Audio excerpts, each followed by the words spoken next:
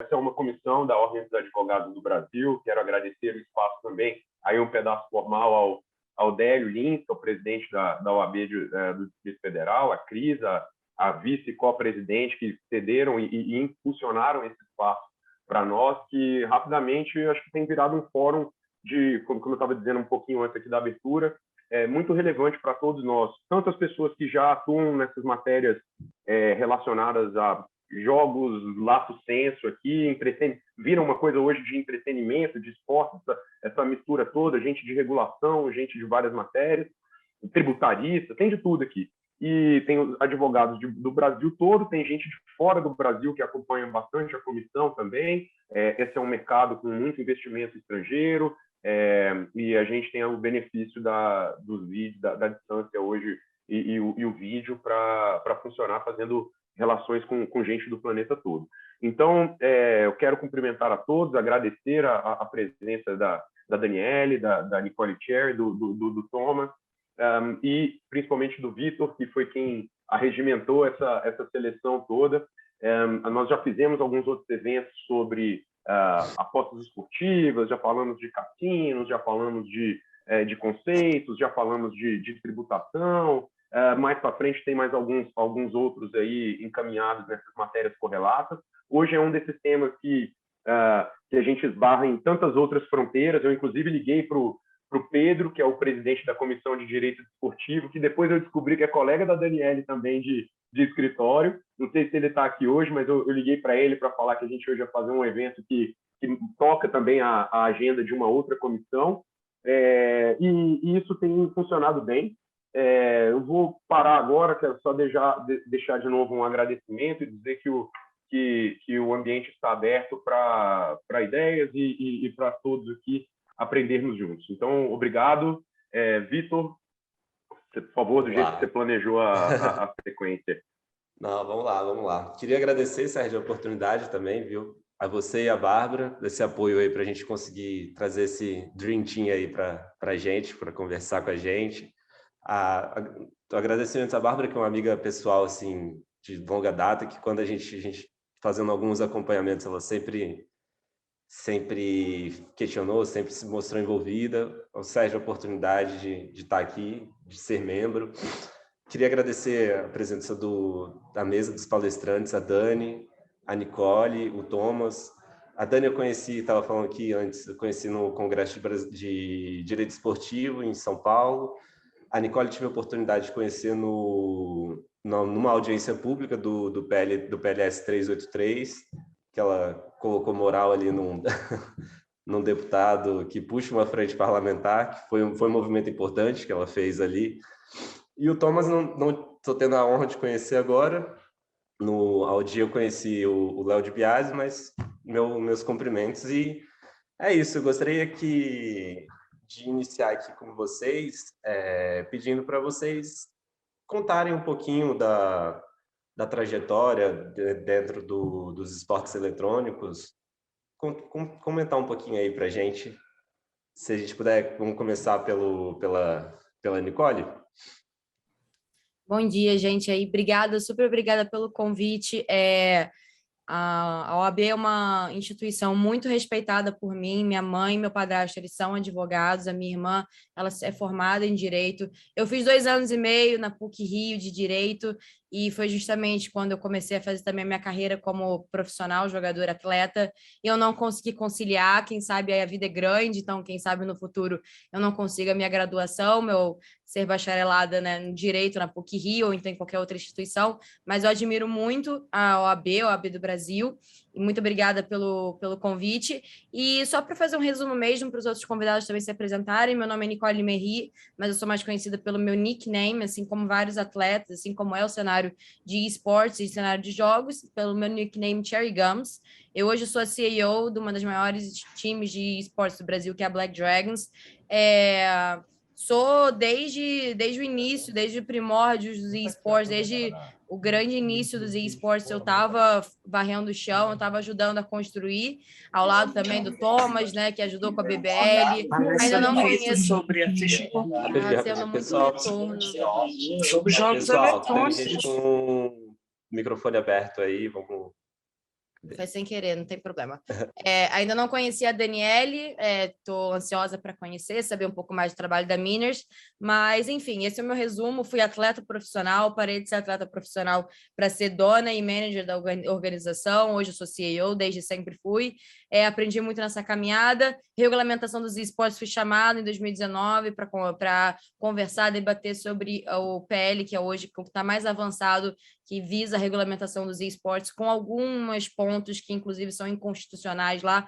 Minimamente, eu estudei o direito para falar sobre isso, em respeito, obviamente, à nossa instituição.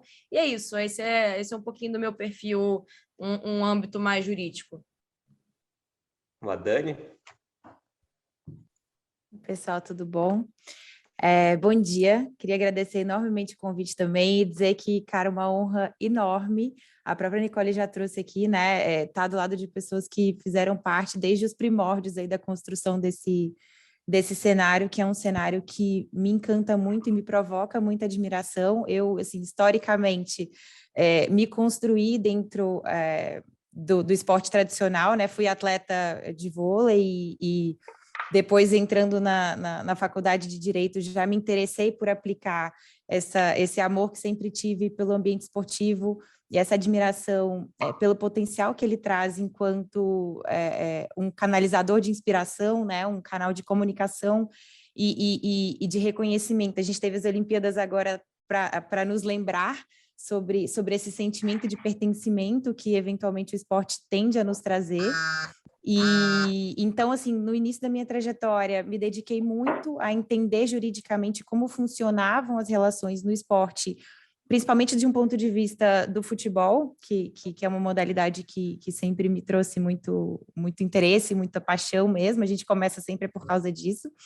E transitei para dentro dos esportes eletrônicos pela primeira modalidade com a qual a iFlix, à época, a empresa fundada e que precede a Miners hoje, começou a trabalhar, que era a tradução do esporte tradicional para o ambiente virtual por meio do FIFA. Então, desde o início, junto com o Marcelo Fadu, a gente começa a construir a iFlix, contratando atletas de FIFA e fazendo isso de uma maneira profissionalizada, o que à época era muito raro no cenário, né, de você, enfim, optar por usar um instrumento contratual que seja, pelo menos no nosso entendimento, era aquilo que tinha de disponível no momento para trazer uma série de garantias para essas pessoas que estavam dedicando seu tempo ali. E o mercado de esportes, Nicole e Sérgio e Thomas vão saber disso muito bem, sempre, historicamente, pode ser um cenário de incertezas, principalmente para as pessoas que atuam como atletas, né? Então, com essa vontade de trazer uma regulamentação que o direito tradicional tinha para os esportes eletrônicos, entrei na Netflix e percebendo o grande potencial que o universo eletrônico tinha de ampliar todas essas conexões e essa sensação de pertencimento para dentro de um canal de comunicação que hoje é o que a gente tem como canal atual, né, o canal digital, é que a gente decidiu ampliar as modalidades com as quais a gente trabalhava. Fizemos um rebranding até meados de janeiro desse ano, quando a gente abriu as modalidades de Free Fire e entrou na franquia do LoL, né, da Riot. A gente trabalhava com um modelo de licenciamento com o Cruzeiro, porque entendíamos que o Cruzeiro poderia ser um canal potencializador de união dessas duas situações do esporte tradicional com o esporte eletrônico.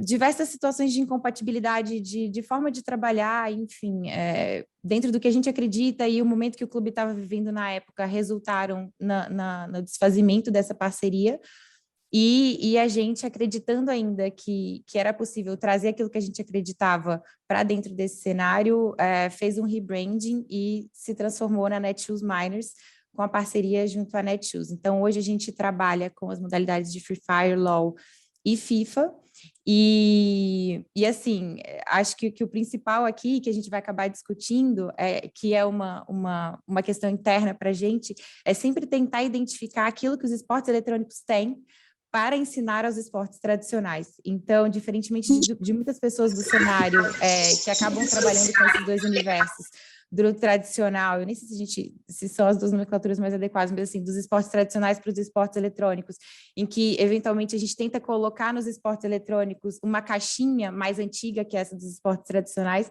a gente acredita que o vetor seja preponderantemente inverso.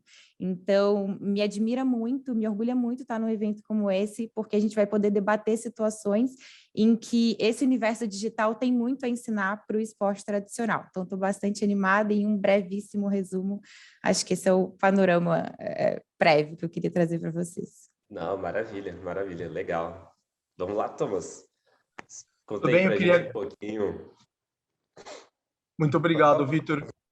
Queria agradecer à OAB pelo convite, meus co-panelistas aqui, Daniela e Nicole. Nicole eu conheço já desde a minha entrada nos esportes, é uma instituição, adoro aparecer com ela em todos os lugares para falar, porque eu deixo ela fazer o heavy lifting. A gente vai estar falando depois, entendeu, da proposta de lei de confederações, e a Nicole foi uma campeã em relação a representar a comunidade gamer nesse assunto. Falar um pouco de mim mesmo e da BBL, de alguns aspectos que eu acho que são interessantes, introdutórios. Meu nome é Thomas Felsberg, eu sou cofundador, junto com o Leonardo De Biasi e o Luiz Fernando Cohen, da BBL. A BBL é uma das maiores e mais conceituadas produtoras de conteúdo de esportes da América Latina. Nós temos a licença exclusiva da ESL, que é a maior produtora de conteúdo de games e de esportes do mundo. E a gente tem uma série de outros hubs, nós somos meio que um one-stop shop para ligar marcas com o mundo gamer e para criar valor dentro da cadeia de valor dos publishers. Então, a gente tem um aspecto que é um pouco diferenciado, a gente atua em mais do que só esportes, e a gente vê a cadeia produtiva e a gente tem a visão 360 graus de todos os stakeholders do universo de games. Então, esse é o princípio fundador da BBL, poder atender isso. Se eu não estou tratando bem dos donos de time, como a Nicole, dos atletas profissionais, se eu não tenho algo para o público, se eu não estou fazendo algo de valor agregado para os publishers que são donos dos jogos. Isso é um tema que eu vou voltar recorrentemente aqui dentro da minha fala e nos comentários que eu puder fazer, é que é muito diferente dos esportes tradicionais, os esportes, eles têm dono. É uma coisa que foi criada por alguém, uma propriedade intelectual que deve ser preservada. E como a gente está falando por uma audiência técnica aqui de advogados, eu posso bater um pouco mais forte nesse tom, nesse tema. Por quê? Não, legal, vamos explorar isso aí.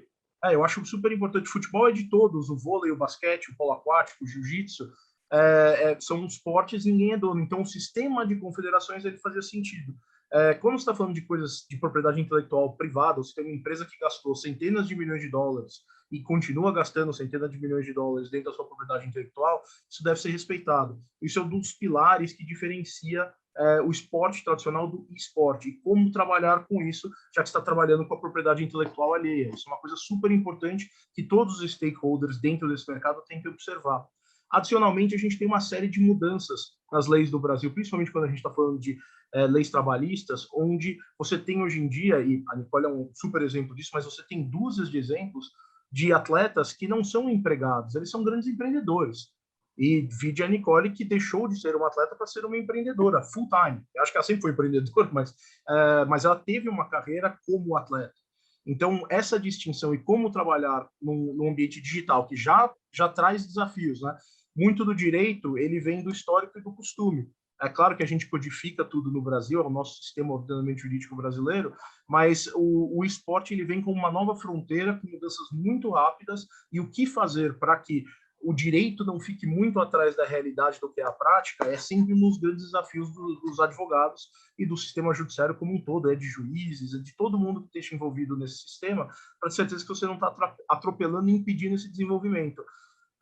Eu acho que o último ponto que eu gostaria de fazer aqui para encerrar só essa abertura aqui inicial que eu acho importante o mundo está mudando radicalmente e uma série de empregos que existem hoje vão deixar de existir em pouquíssimo tempo. A gente está falando de menos de uma década, empregos super importantes como dirigir coisas, carregar coisas. Muitas dessas coisas que são manuais vão deixar de existir. O treinamento técnico necessário para você poder participar das novas indústrias, ele não é extremamente exigente. Você não precisa ser um programador formado em mecatrônica, com pós-graduação e PhD em ciência da computação para participar do mundo digital e do mundo dos esportes e dos games. Entretenimento e games, eles são muito diferentes de gambling, por exemplo. Então, um dos aspectos que eu acho importante para essa comissão. Apostas são um mercado completamente distinto. Games e esportes, eles são entretenimento, eles entram na categoria de uma série de televisão, de um filme, o entretenimento ele é consumido, o jogo também é jogado como lazer, como diversão. mas ele é jogado como xadrez, ele é jogado como damas, ele é jogado como qualquer outra coisa que você pode fazer, só que num veículo digital. O que é muito diferente, pode ser meio básico para vários dos meus panelistas aqui, mas acho que quando a gente está trazendo leigos para a conversa, a gente tem que deixar isso muito claro. Você pode ter apostas em cima dessas categorias de entretenimento, e tem uma série de outras coisas que precisam ser reguladas. Aqui no Brasil, a gente está num momento de mudança, eu tenho acompanhado isso, acho super interessante, mas o mundo dos games e dos esportes existe completamente independente. Se o Brasil nunca resolver legalizar apostas, cassinos e uma série de outras coisas, isso não vai impedir o desenvolvimento de games e de esportes em nenhum momento, porque eles não estão na mesma categoria. É a mesma coisa que dizer que futebol depende de apostas da loteria esportiva. Eles andam em paralelo, concordo que existe uma junção enorme entre eles, porque é o resultado dos jogos de futebol que determina a loteria esportiva. Só que uma coisa independe da outra. Pode nunca ter existido uma loteria esportiva, o futebol vai continuar sendo uma paixão nacional. Aqui a gente só para a gente explorar um pouquinho dentro dessa temática que você trouxe da própria comissão, assim, a gente tem algumas situações até de apostas mesmo, de jogos de azar dentro dos próprios esportes eletrônicos, né? Se puder entrar um pouquinho nisso aí para a gente trazer esse tema para dentro da comissão, acho que seria legal também. Eu acho muito válido. Eu vou começar meio que discordando, por mais que eu acho relevante. Eu não vejo apostas de azar em games e esportes. Se você quiser apostar quem vai fazer o primeiro gol no futebol, é uma aposta esportiva. É diferente de jogar no preto ou no vermelho na roleta, que é uma aposta de azar.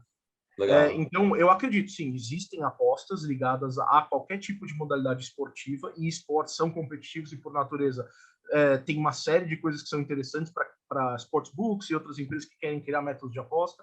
Tem muita gente, os consumidores, eles têm um desejo profundo, de vários deles, não estou dizendo todos, né, mas é um percentual relevante, de poder apostar naquilo que eles gostam. Se você ama futebol, você quer poder apostar que vai ganhar o Atlético e não vai ganhar o Corinthians.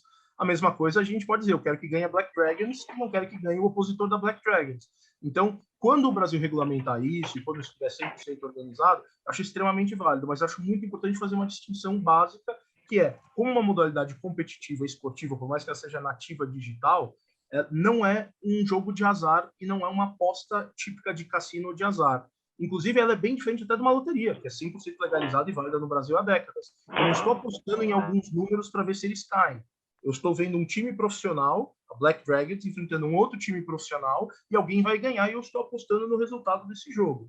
Isso, claro, precisa ser regulamentado, mas na minha visão, eu acredito que é meio que um consenso dentro dos esportes, isso não é um jogo de azar, é uma aposta esportiva. E eu acho que tem que ser regulado como uma aposta esportiva. Eu não acredito que deva... no Brasil é impossível que fique livre de regulamentação, o que é muito diferente de várias outras áreas que já estão cobrindo games e esportes. Você tem direito contratual, propriedade intelectual, são as bases de tudo que o esporte e desenvolvimento de games precisa. Agora, quando a gente entra em aposta esportiva, aí precisa de uma ajuda legislativa, e é claro, a ordem é sempre campeã e puxa esses assuntos, para que a gente possa informar o poder legislativo para que eles legislem de acordo. Eu não sei se isso cobriu a sua pergunta, Vitor, mas essa não, cobriu também. Já que a gente conseguiu um gancho legal aí, das falas da Dani, ela trouxe, e do final dessa tua fala, sobre a necessidade, as eventuais regulações que vão acontecer. Eu acompanhei um pouquinho, em 2019, as audiências públicas do PLS 383, inclusive com o Davi, que está aqui assistindo a gente, que é um cara que faz esse movimento de fomento do esporte eletrônico em Brasília, um cara assim, sensacional que vai conversar com o deputado, que vai conversar com todo mundo, com os agentes, as pessoas que fazem as feiras de esportes eletrônicos em Brasília, o pessoal universitário dos jogos. E aí a Dani trouxe um ponto que eu acho muito importante, que eu vejo de convergência da fala de vocês, que é como vocês veriam, assim, aí eu deixo livre para a Dani poder começar a fala, mas sobre os modelos de regulamentação, assim, a gente vê que vai ser inevitável uma regulamentação. Os projetos estão em suspenso, né? O que eu acho, da minha visão, legal, porque a gente sabe quem é que está por trás desses projetos de lei que foram distribuídos no modelo igualzinho, para poder entrar na lei de incentivo ao esporte. A gente sabe quem fez esse movimento, não é um cara bacana dentro das confederações. Então, assim, o que vocês veriam de modelo aí para, aproveitando o cenário de regulação, para poder fazer essa distinção do esporte tradicional, tá? O que a gente poderia trazer na fala da Dani sobre inovação, de trazer, positivar isso na lei, inovações que o esporte eletrônico traz nas dinâmicas de relação trabalhista, até na própria, acrescentar a nossa lei de propriedade industrial, que, apesar de muito boa, propriedade industrial no geral, né, intelectual, que apesar de muito boa, ela não previu ainda as situações futuras dos esportes eletrônicos, né? O que a gente poderia trazer de inovação para dentro desse cenário de regulamentação? Aí, se a Dani quiser iniciar a fala. Não, muito legal. Acho que até antes de trazer proposições, porque eu acho que esse vai acabar sendo o fio condutor de todo da nossa conversa aqui, eu gosto muito de fazer uma contextualização que já me parece diferenciar bastante os dois cenários de regulamentação em relação ao esporte tradicional e o que demandaria uma regulamentação ligada ao esporte eletrônico. E, assim, é muito importante contextualizar que o esporte tradicional, pelo menos no Brasil, em grande parte do mundo também, mas pelo menos no Brasil, ele teve uma regulamentação iniciada por uma vontade do Estado, uma vontade estatal de se apropriar desse movimento cultural e fazer daquilo uma situação de fortalecimento estatal e algo que reunisse todas as pessoas que eram partes dessa comunidade como apoiadoras desse mesmo Estado, ou seja, o Estado, principalmente por meio do futebol, faz uso desse movimento, faz uso desse esporte para verdadeiramente se apropriar disso, se linkar a isso e se fortalecer por meio disso. Não havia, assim como não há até hoje, e o que é um grande problema do esporte tradicional, a intenção de fomentar esse movimento por meio do fortalecimento das pessoas que fizeram parte dessa criação. Quando você fala em uma apropriação e uma utilização disso para um interesse que é próprio do Estado e não desse contexto social onde isso é criado, tudo que você cria em relação à regulamentação e que passa a definir esse movimento fica, de certa forma, contaminado por esse seu interesse e desassociado de tudo aquilo que as pessoas que criaram aquilo acreditavam. Então, no contexto do futebol, por exemplo, as definições de quem seria ou não seria o atleta profissional passam por essa crença, né, em relação a quem era, para o Estado, o que era interessante que se fosse regulamentado, tanto que por décadas, a prática do futebol feminino foi proibida, porque, de um ponto de vista estatal, não era interessante que mulheres ocupassem um espaço que, naquele momento, o Estado não gostaria que elas ocupassem, aí elas eram destinadas a outras tarefas mais ligadas ao lar e etc., e não como parte de um canal de comunicação com o público e de fortalecimento de um Estado em relação ao ambiente internacional. Então, quando você percebe que, regra geral, esse tipo de regulamentação e de institucionalização, né, é o Estado fazendo uso de um movimento para poder conduzi-lo, de certa forma, em relação aos seus próprios interesses, ele se distancia daquilo que aquela comunidade acreditava e acredita no momento em que isso surge, fica muito claro para mim quão descontextualizado é todo esse movimento por meio dessa mesma caixinha que foi utilizada lá atrás para poder fazer uma apropriação do esporte e usar o esporte como um instrumento para uma determinada finalidade, pegar essa mesma caixinha e tentar se utilizá-la para que com os esportes eletrônicos, porque são uma vertente mais moderna de comunicação, porque atraem esse grande interesse de um público que é jovem, que é um público que se construiu de maneira autônoma, tentar apropriar-se desse mesmo movimento fazendo uso das mesmas estratégias. Então, antes até de entrar dos pormenores, que são grandes problemas, na minha opinião, em relação ao projeto de lei, que são principalmente as questões ligadas às definições. As definições são questões muito perigosas, né? O que é o esporte eletrônico? Quem será o atleta profissional? O que é uma competição? Essas situações, elas restringem aquilo que o próprio mercado acabou por construir. Então, me parece bastante descontextualizado, né? Eu querer dizer o que uma coisa é, sendo que essa coisa se criou sem mim. Então, acho que esse é um ponto interessante que a gente precisa trazer aqui como pano de fundo, e entrando um pouquinho no detalhe, eventualmente já trazendo aqui alguns pontos para a gente debater, me parece que além de toda a problemática envolvendo essas definições, até porque o próprio Thomas já trouxe aqui, né, em relação ao atleta profissional, por exemplo, né, o projeto, principalmente o 3x3, ele é bastante amplo, né, qualquer pessoa que pratique o esporte eletrônico é um atleta profissional, isso é descontextualizado, inclusive, do que a nossa própria lei em relação aos atletas profissionais do esporte tradicional já traz. E a aplicabilidade disso, sem que os stakeholders, né, do mercado sejam escutados, pode trazer tanto ônus injustificados para as organizações, porque eles podem estar se relacionando com pessoas que praticam esporte eletrônico e que não estão sujeitas a uma modalidade de contratação profissional, quanto trazer algum tipo de incerteza e insegurança jurídica para esses próprios atletas, porque o mercado se torna um mercado imprevisível. E, para além dessas questões, portanto, envolvendo as definições, para mim, me parece que o ponto central aqui está ligado à previsibilidade, à previsão de você tentar instituir um sistema federativo, de novo, dentro de um contexto que foi criado por um Estado que queria se apropriar de um movimento, num contexto dos esportes eletrônicos, onde, o produto tem dono, então o Estado não pode simplesmente se apropriar de um produto que foi desenvolvido por empresas privadas, é explorado por empresas privadas, e que, caso não as interesse mais, pode simplesmente ser extinguido do mercado, e eles vão criar outros. E também que é bastante descontextualizado em relação ao que a própria comunidade acredita em relação a isso. Então, para mim, tanto as definições tendem a engessar e tendem a, quando aprovadas, estarem em desacordo com o que já acontece no mercado, ou podem se tornar atrasadas em relação ao que pode surgir, quanto essa proposição, né, de trazer um sistema federativo eminentemente associativo, ou seja, sem fins lucrativos, para um mercado que já é profissional, empresarial, e que se desenvolveu independentemente de toda essa estrutura estatal, me parece que são os pontos mais sensíveis aqui para a gente poder debater. Legal, Nicole, traz aí suas considerações. Sem problemas. Parabenizar no pensamento da Daniele, porque anda muito paralelo com o meu.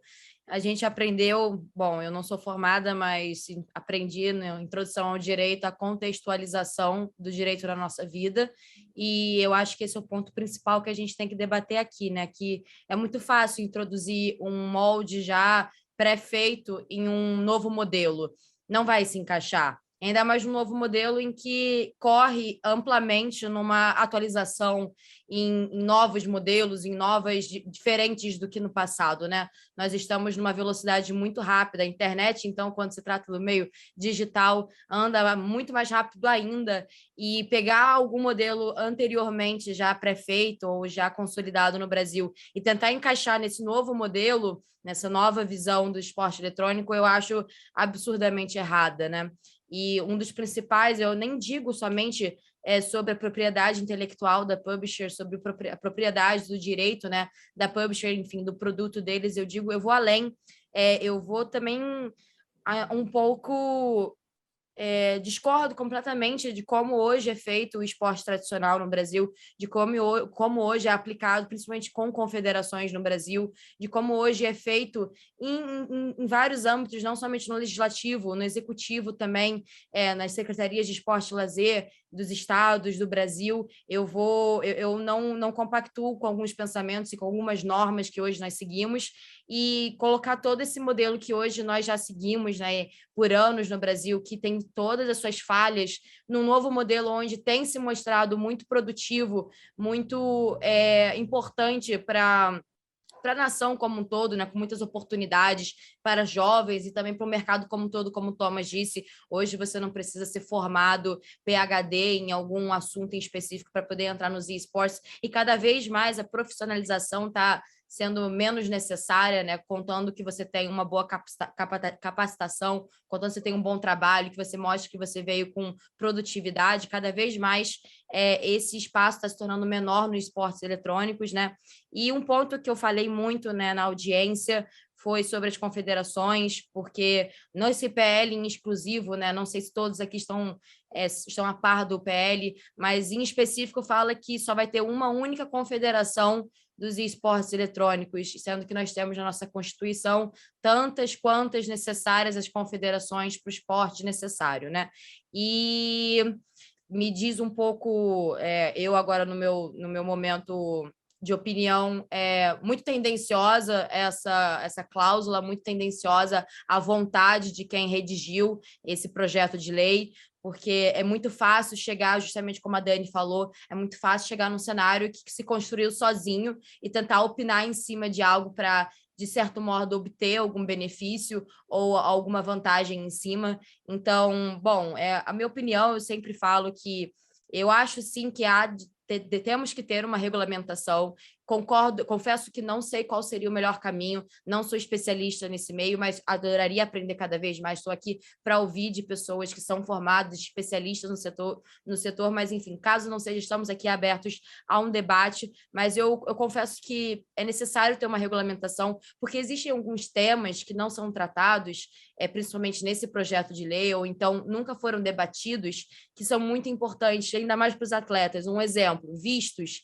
Tem muitos jogadores brasileiros que têm vistos negados para jogar em campeonatos internacionais e poderia ter uma regulamentação do visto do estrangeiro ou visto do brasileiro em acordo com outras nações, né, com outros países, para a prática do esporte eletrônico. E isso não está nem previsto nesse projeto de lei, está um pouco perto de uma previsão ou de uma regulamentação. Existem outros pontos que hoje a gente não pode esquecer, como eu falei, né? Nós aprendemos na introdução ao direito a contextualização das normas, da contextualização do direito. E uma delas é que hoje a prática de prestação de serviço no meio do esporte eletrônico, ela é verídica, ela acontece, ela não é a parte do esporte eletrônico. Então, esquecer que existe esse meio, né, esse mecanismo da prestação de serviço no esporte eletrônico, ignorando ele e colocando somente o tradicional, que seria o seletista, que seria indo pelo meio de trabalho,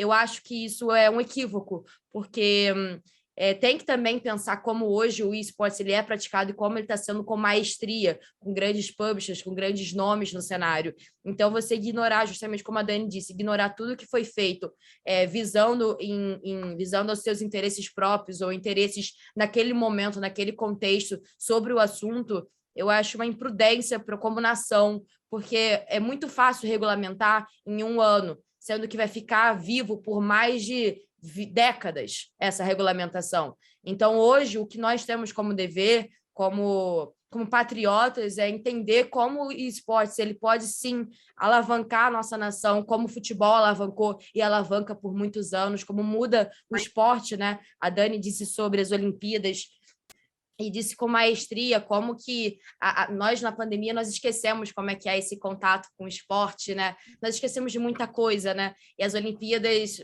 tá chegando bem no finalzinho, se tudo der certo, da pandemia, e aqueceu o nosso coração. Mas os esportes como um todo, eles aquecem todos os dias. E você regulamentar pensando só em um propósito e não no fim, né? Não nos esportes como um todo, é ignorar que vai ser por anos e por décadas essa regulamentação no Brasil. Então, hoje, quem propôs a lei pode chegar a falecer daqui a alguns anos, mas a lei vai continuar, as regras vão continuar, os trabalhos vão continuar. Então, é tentar encaixar, ainda mais agora que a gente precisa... eu sou um pouco tendenciosa em afastar a figura do Estado em algumas questões. Eu acho que eu me considero uma pessoa liberal, então, ainda mais que nós estamos com tendências liberais cada vez mais fortes na sociedade, nesse momento a gente tem que entender que tem que ter, sim, uma regulamentação, mas não a regulamentação tradicional que a gente vê e viu em tantos os casos, e sim uma regulamentação a quatro mãos, escutando, sim, os jogadores, escutando as publishers que detêm propriedade intelectual, que, sim, é o suprassumo nessa situação, diferentemente do futebol, diferentemente do basquete, onde não há o dono da bola, nós temos o dono do jogo, então a gente tem que colocar isso como um dos grandes partes integrantes dessa regulamentação, mas é tentar regulamentar com um novo contexto. Nós somos uma nova sociedade, nós estamos transformando cada vez mais em novos tempos, estamos andando a passos rápidos, ainda mais pela digitalização, ainda mais pelo esporte eletrônico, que é imerso no meio digital. Então, eu acho que tentar colocar uma fórmula padrão para regulamentar algo que é tão importante como nação, é uma imprudência como é um descaso como nação, é um descaso como patriotas. Então, eu acho que o nosso dever agora é tentar ao máximo ajudar essa regulamentação que visa melhorar o trabalho e melhorar o Brasil como um todo. Acho que é isso. Pessoal, só para complementar aqui, eu acredito que os pontos levantados são os mais importantes, e eu quero martelar um pouco o ponto das consequências da propriedade intelectual privada sobre o conceito que estava tentando ser imposto por esse projeto de lei. Não faz sentido. Legal. É uma coisa meio absurda. Quando você olha do ponto de vista técnico, assim, eu sou dono, entendeu, desse quadradinho, dessa caixa de madeira, e o Estado está querendo regular o que eu vou fazer com a minha propriedade privada. Se eu amanhã quiser falar assim, eu vou queimar isso na minha lareira, é meu, é minha propriedade. Por exemplo, não vai mais existir este jogo. Por quê? Porque me custa dinheiro e eu não estou tendo o retorno que eu quero, então estou encerrando o jogo. Como que pode haver uma confederação? Como que pode haver qualquer coisa legislada pelo Estado dizendo que isto vai continuar, isto vai existir? O poder, ele é total. A propriedade é minha, eu exploro ou não exploro. Então, esse tipo de invasão sobre o direito privado é uma coisa que nos preocupa muito e não faz sentido. Aí, quando você traz para o contexto digital, moderno, uma coisa que evolui de uma forma muito rápida, a gente está colocando, se coisas como essa legislação, se outras medidas parecidas passam, a gente coloca o Brasil em desvantagem. Porque o Brasil vai começar a ser excluído do processo de desenvolvimento, vai começar a ser excluído do lançamento de jogos, vai começar a ser excluído desse tipo de coisa, porque o publisher vai falar assim, isso é meu, se eu levo para o Brasil, vão querer tomar de mim por causa da legislação estranha que tem naquele país, e eu não vou fazer isso lá. Isso vale por uma série de coisas, mas ele é muito prevalente dentro do nosso mercado de games e de esportes. Isso vale para telefonia celular. Se você quiser reservar todas as bandas específicas de uma certa amplitude de megahertz para uma tecnologia só, depois as outras que forem desenvolvidas, o Brasil não vão trazer para o Brasil, porque aqui só o celular pode operar nessa banda. Quando você traz uma nova versão do Wi-Fi, quando você traz uma nova tecnologia, você não pode ocupar esse espaço, entendeu, de banda, porque foi determinado por legislação. A legislação, ela, por definição, ela é travada, ela é estática, ela está parada. É uma foto que a gente tirou naquele momento onde a gente promulgou a lei. Então, o direito e a lei, ela sempre evolui depois do que acontece na sociedade e nos costumes. Então, sabendo que este é um mercado dinâmico, é muito melhor ter uma infraestrutura muito mais maleável, muito menos específica, que preza muito menos por ter um controle muito próximo do que está acontecendo e dá uma amplitude. Por isso que eu digo que direito contratual e propriedade intelectual que já existem são as bases de tudo que você precisa para os esportes. Coisas mais específicas, a Nicole mesmo colocou, o incentivo do governo para ter relações diplomáticas melhores com o país, para garantir vistos para jogadores internacionais, isso não é regular os esportes. Isso é uma iniciativa diplomática que o governo vai criar um incentivo. Por quê? Porque eu sou um grande exportador desses talentos, como o Brasil é para futebol. Então, se eu tenho... O Brasil é o terceiro maior mercado do mundo para fãs de games e de esportes. A gente só perde para os Estados Unidos e para a China. Então, se isto é uma vantagem competitiva do Brasil, do mesmo jeito que a gente lidou com o agro de uma forma ágil, que o agro é uma vantagem, uma competitividade brasileira muito maior do que do resto do mundo, a gente tem que fazer a mesma coisa com esportes e games. E não engessar e impedir que o Brasil se desenvolva nesse sentido. E eu vou além, eu acredito que é uma questão de sobrevivência. Eu volto para o ponto que eu fiz antes. Vários empregos, formais e informais, vão deixar de existir. É natural, a economia destrói, a economia cria. Só que é num ritmo acelerado por causa da tecnologia. Nesse ritmo acelerado, a legislação não pode engessar para onde essas pessoas vão estar começando a ganhar o seu dinheiro. Ou seja, eu vou deixar de colocar tijolos para vai ter uma máquina que vai fazer isso, e agora eu vou virar produtor de esportes. Eu vou ser operador de câmera, eu vou ser de TV, eu vou virar um atleta, eu mesmo, eu vou ser preparador físico, nutricionista. Tem uma série de carreiras dentro de games e de esportes que as pessoas podem seguir com graus variados de treinamento, que foi um ponto que a gente colocou, acho que os três já conversaram sobre isso, é uma oportunidade imensa de criação de empregos, e na medida que os empregos tradicionais vão mudando, vão diminuindo o seu potencial para a população como um todo, outras áreas, e serviços já é uma realidade mundial, que serviço é uma coisa gigante no mundo, ocupou muito mais do que o trabalho industrial do campo, e, ao mesmo tempo, agora em games, que são entretenimentos e serviços juntos, vai criar uma oportunidade imensa. Então, eu acredito que o Brasil ele faz muito pelo segmento quando ele não legisla demais, quando ele mantém o ordenamento o mais aberto possível para poder ser flexível. E a grande vantagem do direito contratual é que você escreve no papel como vai funcionar o seu relacionamento entre as partes. Quando a dona de um jogo virar assim, olha, eu vou criar um circuito e estou aqui licenciando a Nicole e a Daniele. Então, teve um contrato, a Nicole e a Daniele vão fazer isso. O governo não precisa se inserir no meio. Se a Nicole não cumprir, ou se a publisher não cumprir o contrato com a Nicole, aí o Estado entra pelo judiciário e resolve essa disputa entre as partes. Inclusive, podendo ter arbitragem e mediação. A gente está a ordem é muito ativa. Não existe uma forma única de resolução de conflito. Então, se permitir que partes privadas possam contratar entre si e ajudar no desenvolvimento flexível e rápido desse mercado, eu diria que é quase que uma obrigação do Estado não querer legislar isso com uma visão de começo do século XX e muito mais agora do começo do século XXI. Mas só para não estender demais no assunto, a gente tem outros tópicos que a gente pode querer discutir aqui. Eu queria, você levantou um ponto muito bom, que é a arbitragem, né? Hoje é muito comum no meio dos esportes, e os principais contratos, pelo menos os que eu tenho visto e que eu hoje, inclusive, sou parte, tem muita arbitragem no meio dos esportes. É algo que eu não sei se é muito popular no esporte tradicional, mas como temos empresas envolvidas, né, ainda mais com grandes propriedades intelectuais, a arbitragem é um mecanismo que nós temos no judiciário muito positivo nesse meio. Só um adendo. E legal, assim, é legal a questão, porque eu acho que você traz essa questão da arbitragem, Nicole, porque, como a Dani falou no comecinho, o esporte eletrônico ele vem se desenvolvendo de uma forma orgânica, né? As ligas, é semelhante até a algumas outras modalidades esportivas, vamos dizer assim, físicas, né? Que a gente faz mais com o corpo, não que a gente não faça com o corpo também no esporte eletrônico, mas, por exemplo, o skate. O skate, eu vou fazer um paralelo aqui na questão, só para a gente puxar um pouquinho da questão das confederações. O skate demorou até a ser reconhecido como um esporte, né?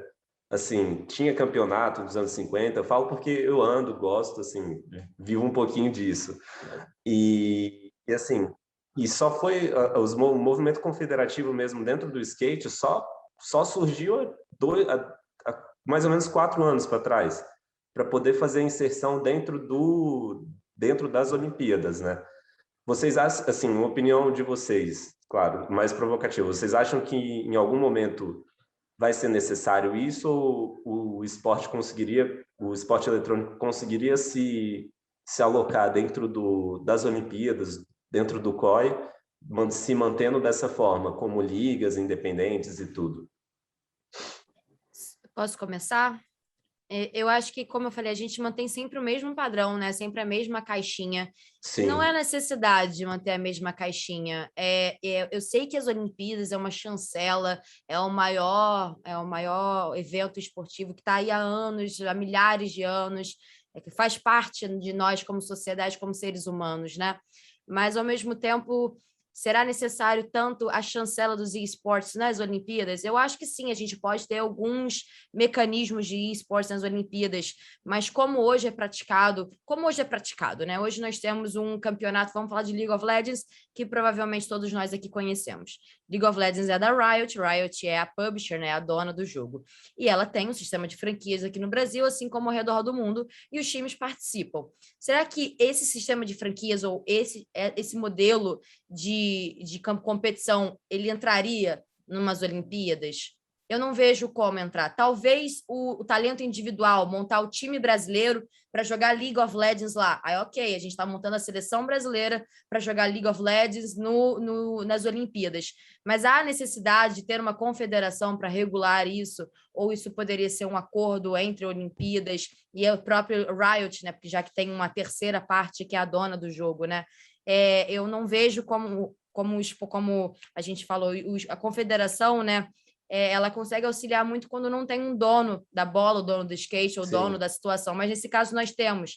Então, eu não vejo como encaixar num modelo já feito, ou no modelo que nós já estamos praticando há anos, e sim criar um novo, porque exige um novo modelo, seja para as Olimpíadas, seja para a regulamentação aqui no Brasil, assim como no mundo. Da mesma maneira que nós estamos fazendo aqui esse seminário no Brasil, e pode ter certeza que em outros países também estão sendo feitos outros seminários, outros debates, porque a regulamentação dos esportes não está sendo só no Brasil, está sendo ao redor do mundo, estão tendo outras iniciativas grandes, inclusive com as publishers participando. Então, eu acho que talvez esse modelo eu não sei como hoje é pelo COI, eu não sei como hoje é o caminho para chegar nas Olimpíadas pelo COI, enfim, pelo Brasil, né? Mas eu acredito que para os esportes, por ter pessoa envolvida nessa terceira parte não seja o melhor caminho. O que eu vejo é criar um novo caminho específico para os esportes. Não, legal. E se eu puder só adicionar, eu concordo com tudo que o Troy falou, mas eu vou além. O publisher pode simplesmente não querer. Assim, Sim. este jogo é meu e não vai para as Olimpíadas. Por quê? Porque eu não quero, eu não precisa dar razão. Então, se a gente aceita o fato que isso aqui não é um bem público, não está aqui para ser disputado ou discutido, o que o Estado pode fazer com uma coisa que é do povo, não é o caso. Então, a grande questão é, se a gente respeitar exatamente a propriedade, como ela funciona, como já está legislada hoje, nunca passaria por qualquer estrutura de confederação ou federação para chegar lá. Se o publisher tiver interesse, ele senta e conversa com o COI. COI, você gostaria de ter League of Legends nas Olimpíadas? Essas são as minhas condições como dono do jogo. Não te interessa? Beleza, respeito, muito obrigado. E não vai ter. Se a gente puder respeitar isso de uma forma muito clara, funciona de forma muito melhor para o mundo. A grande verdade é que o Brasil tem que entender, nós somos um país e todas as leis do país são válidas no Brasil. Os publishers são entidades multinacionais que operam em todas as legislações do mundo.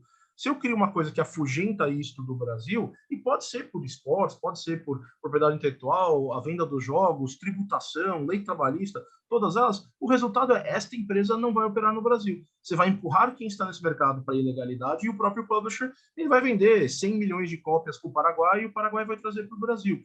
Esta não é a forma de fomentar negócios e crescer o Brasil. O grande objetivo de todo o governo, não de um governo, de outro governo, tem que ser, eu quero trazer todo mundo para a luz da legalidade, todo mundo para um ordenamento jurídico que funcione, e para isso é necessário flexibilidade e tolerância e respeito à propriedade individual, que inclusive é constitucional a matéria de respeito à propriedade individual. Claro. Então, por mais que a gente possa pensar, não, mas se fizer assim, assim, assado, tem que combinar com os russos, né? Como brinca no futebol, se não combinar com o dono do jogo, não faz sentido nem abrir a conversa. A primeira parte da conversa é: a dona do jogo tem interesse nisso? Se ela não tiver, acabou a conversa. Se ela tiver, aí o COI diz, olha, eu só sanciono desta maneira. Maravilha. E aí, se houver um acordo entre eles, novamente, direito contratual. O publisher vai lá e contrata com o COI como vai funcionar o relacionamento deles. Se houver este acordo, maravilha, vai virar um esporte olímpico. A questão é, os praticantes já existem, os fãs já existem, os números dos esportes, é uma coisa que a gente não falou muito aqui, que não é o propósito, eu vou só tomar um minutinho para falar disso. Claro, não só o Brasil, o terceiro maior público do mundo, mas games, em geral, e esportes como uma subcategoria dentro de games, são a maior forma de entretenimento do mundo. É maior do que cinema, música e televisão juntos. É uma empresa que vai bater 200 bilhões de dólares no final desse ano ou no final do ano que vem. Você vai chegar em 3 bilhões de praticantes até 2023 ou 2024. Um terço do planeta Plus é gamer. Então, você vai fazer o quê? Você vai querer invadir todos esses espaços? Isso não é uma coisa saudável, é uma coisa que tende a criar problemas muito maiores do que vantagens. Então, ser um país aberto ao game e aos esportes é o maior objetivo que a gente poderia ter. Maior desenvolvimento econômico, melhor desenvolvimento de opções de trabalho, crescimento da indústria, pode virar um produto, um diferencial brasileiro gigante. Hoje em dia, o Brasil já tem isso. A Nicole já viveu isso na pele dela, porque eu sei disso pelas conversas que a gente teve, imagino que a Daniela também, onde vem o pessoal estrangeiro fazer campeonato do Brasil, times internacionais, organizações internacionais. O próprio público fala assim, não existe público como o brasileiro. O brasileiro eu acabei de vender uma vaga justamente na Liga Brasileira de Free Fire para o maior time do mundo, que é a Team Solomid TSM. E eu tive essa possibilidade pela abertura do mercado, né? Pela abertura da conversa que nós temos no mercado. Isso é algo que os esportes eles têm com maestria. Nós podemos conversar. Há 2 dias eu estava fazendo call com uma galera de Singapura. E essa semana, né, com a venda, há 2 semanas, estava fazendo call com a TSM, que é uma empresa americana. Então, assim, diferente do futebol que nós seguimos muito, né, no Brasil, né, óbvio que temos exportações e importações de jogadores, esse também é um meio, mas o futebol ele é muito, muito vivido no Brasil, né, ele é muito intenso no Brasil. Os esportes ele também é no Brasil, mas é no mundo. Nós estamos falando ao mesmo tempo com todos os players do mundo, todos os países. Então, regulamentar algo, fechando oportunidades para inclusive países que ainda não pensam nem em regulamentação, tem muitos países que são países marcantes, né, marcados nos esportes, que ainda não estão em pautas de regulamentação, excluir essas pessoas, excluir esses players dessa conversa, que eles fazem parte, eles estão negociando aqui dentro, né?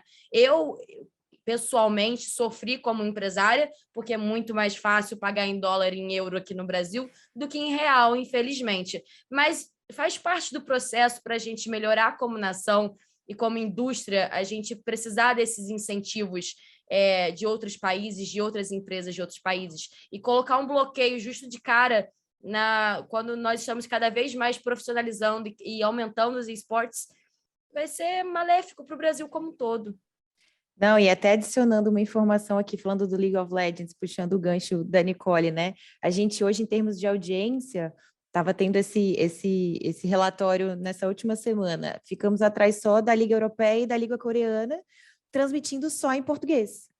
Já passamos a Liga Americana, todas essas outras ligas transmitem em inglês, ou seja, elas têm um alcance global, e a gente transmitindo só em português já está em terceiro lugar e counting, sabe? E a Alec já está olhando a gente pelo retrovisor. E aí eu queria também pegar um gancho em relação à fala do Thomas e da Nicole em relação a quem precisa de quem, né? Eu vi um comentário aqui dizendo, as Olimpíadas é que precisam dos esportes e não o contrário.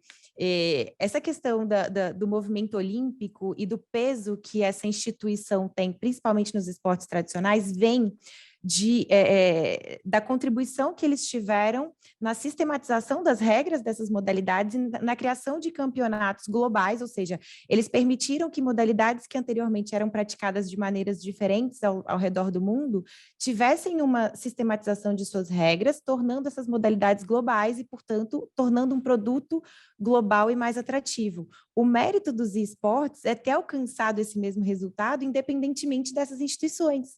Então, ao passo que modalidades tradicionais, se estiverem fora do sistema federativo, não alcançam esse nível de entreter, esse potencial de vendas mesmo enquanto produto, nos esportes isso não acontece. Tanto as desenvolvedoras quanto a própria comunidade, quanto os campeonatos que são criados e as ligas internacionais que já estão em funcionamento, alcançaram esse mesmo resultado, independentemente de toda uma estrutura federativa que já existia para os esportes tradicionais e da qual os esportes eletrônicos não fizeram parte, e tudo bem. E se essa discussão existe hoje do ponto de vista de o que seria necessário para que os esportes eventualmente se juntassem ao movimento olímpico ou fizessem parte disso, trazendo ali uma consonância entre o tradicional e o digital, é porque isso interessa muito ao movimento olímpico também, numa situação de se reinventar, numa situação que também abraça, por exemplo, outras modalidades até então negligenciadas, como é o caso do skate, é o caso do basquete, que agora traz uma outra modalidade, basquete de 13. Então, assim, existe uma intenção muito forte do movimento olímpico enquanto produto de se reinventar, e os esportes representam um grande asset, e, portanto, têm sido sondados. Agora, como o Thomas trouxe e a Nicole também, caso isso não seja interessante para o movimento que já está em andamento nos esportes, não existe a menor possibilidade dessa associação acontecer às custas do movimento dos esportes serem entubados em relação a condições que eles não estão obrigados e não têm interesse, o menor interesse em cumprir. Tem um exemplo muito interessante, não é exatamente a mesma situação, mas que a gente vê que isso não é uma coisa nova. Se a gente for falar das próprias ligas americanas, que trabalham com esportes tradicionais, mas dentro de uma modelagem diferente do esporte federativo, a gente vai poder lembrar do Dream Team de 92, que fez o sucesso que fez, que foram as Olimpíadas mais assistidas como foram, porque em algum momento o movimento olímpico teve que dar um passo atrás, conseguiu dar um passo atrás para trazer on board atletas que até então estavam em atividade num outro modelo de liga. Então, isso já aconteceu, isso acontece, isso vai precisar acontecer se a gente quiser reunir esses dois universos. Então, não tem como a gente falar aqui de um contrato de adesão, a gente vai ter que sentar na mesa para conversar. Não, legal, super concordo. Claro, Thomas. Não, eu só quero, depois o Sérgio levantou a mão, ele quer fazer um comentário, vou passar a bola para ele, mas só trazer uma estatística interessante. O Brasil é o país do futebol. Nós temos pesquisas da Newzoo e da Goldman Sachs que dizem que o brasileiro sub-25 liga mais para esportes do que para futebol. Então, se a gente não presta... Perdão? Eu ia só falar que a Newzoo, para quem não é familiar, hoje é o principal plataforma, o principal meio de dados do mercado. E tem grandes parceiros como Pen Gaming, Black Dragons, Loud, outras, acredito que a BBL também esteja como parceiro, que dão os dados para eles de maneira espontânea, óbvio, pensando também em usar esses dados estrategicamente no business deles, mas é um acordo de vamos ajudar o mercado em conjunto, o que no esporte tradicional não é muito praticado. Mas desculpa, Thomas, por favor. É só para voltar nesse ponto. Se sem ajuda, se sem infraestrutura legal, se sem esse tipo de empecilho, o mercado pôde fazer isso sozinho, claramente é uma coisa onde o governo brasileiro, o Estado, ele tem que trabalhar para não impedir o continuamento desse desenvolvimento. Então, esse tem que ser, na minha opinião, se a ordem for fazer qualquer tipo de pressão, movimento, lobby, pedidos, recomendações, tem que ser nesse sentido. Você tem aqui uma mina de ouro, pode ser um diferencial para o futuro do Brasil, como é o agro hoje. O Brasil teve que se dobrar e falar assim, eu tenho que incentivar o agro, porque é uma vantagem competitiva do país. E a mesma coisa pode acontecer com esportes. Tem polos tecnológicos para desenvolvimento de jogos, você tem essa torcida maravilhosa, você tem o brasileiro como fã de esportes. A penetração de mobile, de internet no Brasil, ela não é tão grande. O mobile já é, né? Já tem mais celular do que gente no Brasil, mas de internet banda larga não é tão grande quanto é em outros países. Só que você já tem um número de fãs desproporcionalmente grande. O brasileiro tem uma vocação para esse amor. Então, o nosso objetivo como integrantes da indústria é fomentar isso. E o objetivo do governo tem que ser não impedir isso de acontecer. Ajudo pelas beiradas sem me inserir no contexto, porque o governo ele tem uma mão pesada, é natural. O governo é uma máquina gigantesca. Então, sim, o governo, sabendo da sua potência, do seu tamanho, da sua força, ele tem que usar a luva de pelica e encostar muito de levinho, e de preferência não diretamente naquilo que está querendo, que quer crescer dentro do país. Mas, Sérgio, desculpa, eu sei que você está com a mão levantada. Vamos aí. Vamos lá, teve um momento que a Daniele falou que ia pegar um gancho, e tem ponta para tudo que é lado aí. Eu vou tentar levantar um aqui, que inclusive é lá do começo, no momento em que o Thomas fez uma segmentação clara ali do que a gente está falando e do que a gente não está falando em relação, por exemplo, às matérias de apostas e por aí vai. Mas um aspecto específico aqui para a gente testar normas que são mais próximas de alguns dos temas centrais dessa comissão. Vamos falar um pouquinho aqui, por exemplo, da parte de apostas esportivas. Uma pergunta, e isso acontece com clientes do pessoal por aí, eventualmente tem surgido apostas em cima dos jogos eletrônicos, né? Desde tanto fantasy quanto o esporte como um todo. Mas na lei de apostas esportivas e nas duas versões diminutas de decreto que regulamentavam as apostas esportivas, ela fala aqui, o Sports Betting. Fica criada a modalidade lotérica, tal, denominada aposta de cota fixa, loteria, apostas esportivas. E aí ela fala que a modalidade lotérica, apostas esportivas, consiste em sistema de apostas relativas a eventos reais de temática esportiva. Só existe no Brasil, por lei, apostas, ou só existirá ainda quando vier a regulamentação, apostas esportivas em esporte. A gente não vai ter aqui apostas Sports Betting sob o nome do filho do aqui na lei está dizendo que é só para esporte. E aí eu pergunto, os esportes que vocês praticam e dos quais a gente está falando aqui, eles são eventos reais de temática esportiva? Eles são reais? A gente pode apostar aqui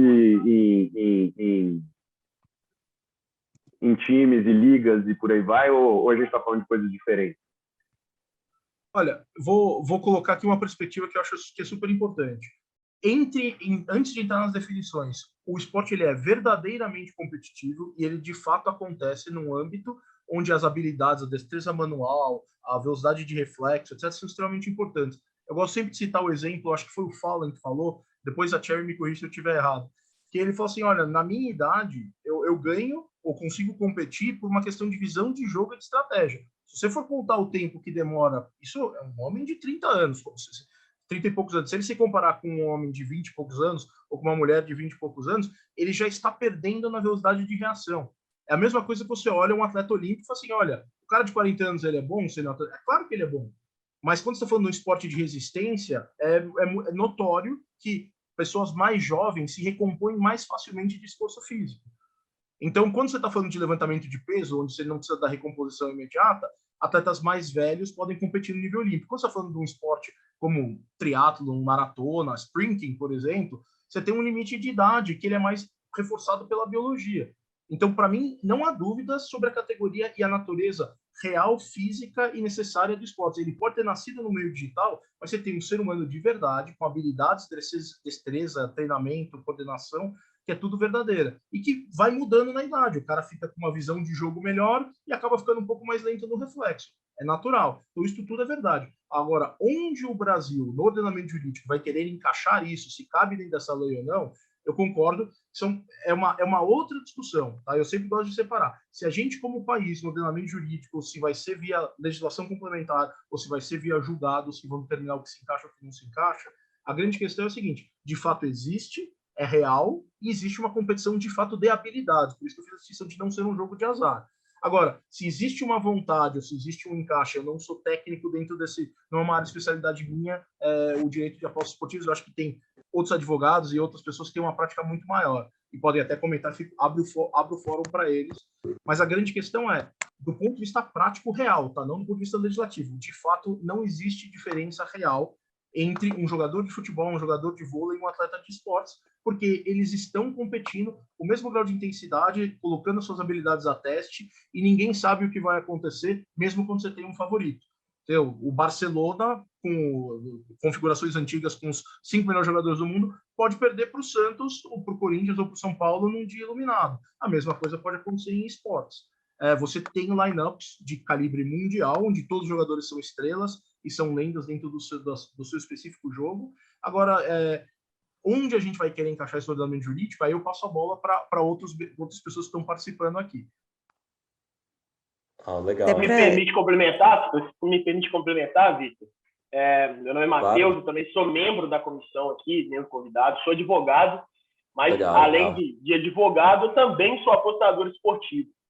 E meu principal foco dentro das apostas esportivas, quando eu comecei nas apostas esportivas em 2016, sempre foi os esportes eletrônicos. Então, eu sempre apostei em 3 esportes eletrônicos, no caso League of Legends, Counter-Strike e Dota 2. Então, como experiência de apostador esportivo e de advogado, eu posso dar essa visão que é exatamente que as apostas esportivas são, dentro dos esportes eletrônicos, se comparam a qualquer outro mercado tradicional, vamos assim dizer, de futebol, basquete, são mercados já tradicionais, de anos dentro das apostas esportivas, e os esportes eletrônicos, hoje, os grandes sites giram mais em torno das apostas esportivas em esportes eletrônicos. Eu posso falar isso porque basquete, por exemplo, já foi superado nos mercados eletrônicos, nas grandes maiorias dos sites, Betway, alguns sites grandes assim. Os esportes eletrônicos já superaram massivamente as apostas esportivas do que esportes tradicionais, exatamente porque o volume de apostas esportivas em mercados eletrônicos, dos diversos mercados eletrônicos que existem, é muito maior. Então, o basquete é um esporte só. Eu consigo apostar só no basquete, por mais que existem diversas ligas de basquete ao longo do mundo. Mas nos mercados eletrônicos, eu consigo apostar em diversos estilos de esportes, exatamente porque existem diversas modalidades de esporte, e isso gera uma atratividade do lado do apostador esportivo muito grande. Isso é um crescimento muito exponencial das apostas esportivas em mercados de esporte hoje. Eu falo do Brasil, que é o que eu conheço, mas no mundo inteiro também há esse crescimento exponencial das apostas esportivas em cima de mercados de esporte.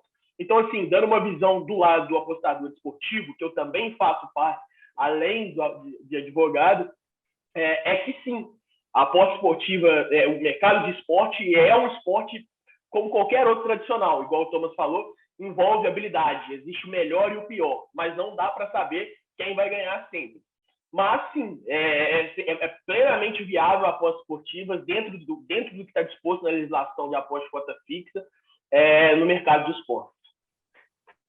Te complementando, Matheus, e falando dos ganchos, né? Um gancho na fala do Thomas.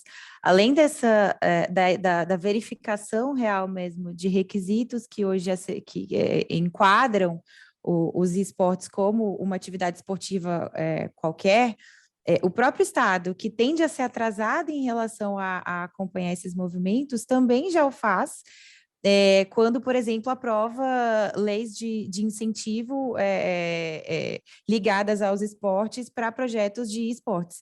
Não são 1 nem 2, a gente já tem um movimento grande de utilização desse tipo de legislação para conseguir levantar recursos para projetos de esportes vinculados à lei de incentivo ao esporte, o que já sinaliza, inclusive, uma chancela estatal, independentemente do fato de a gente precisar dela ou não, já legal, é um passo importante de a gente ter isso como uma verificação, e também um ponto muito importante da gente trazer isso sobre a própria existência do mercado já, né? A gente já está falando de apostas esportivas em esportes, é um mercado que cresce, hoje eles acontecem em servidores fora do Brasil, sobre jogos que acontecem aqui, porque isso é uma forma de fazer ali um certo desvio na legislação, você não está cometendo crime se você aposta no lugar onde o servidor é regulado, e o fato desse mercado existir sem uma regulamentação mínima aqui para nós, até falando do ponto de vista como alguém né, que está hoje na direção de uma organização de esportes eletrônicos, é muito prejudicial, porque a gente deixa de ter acesso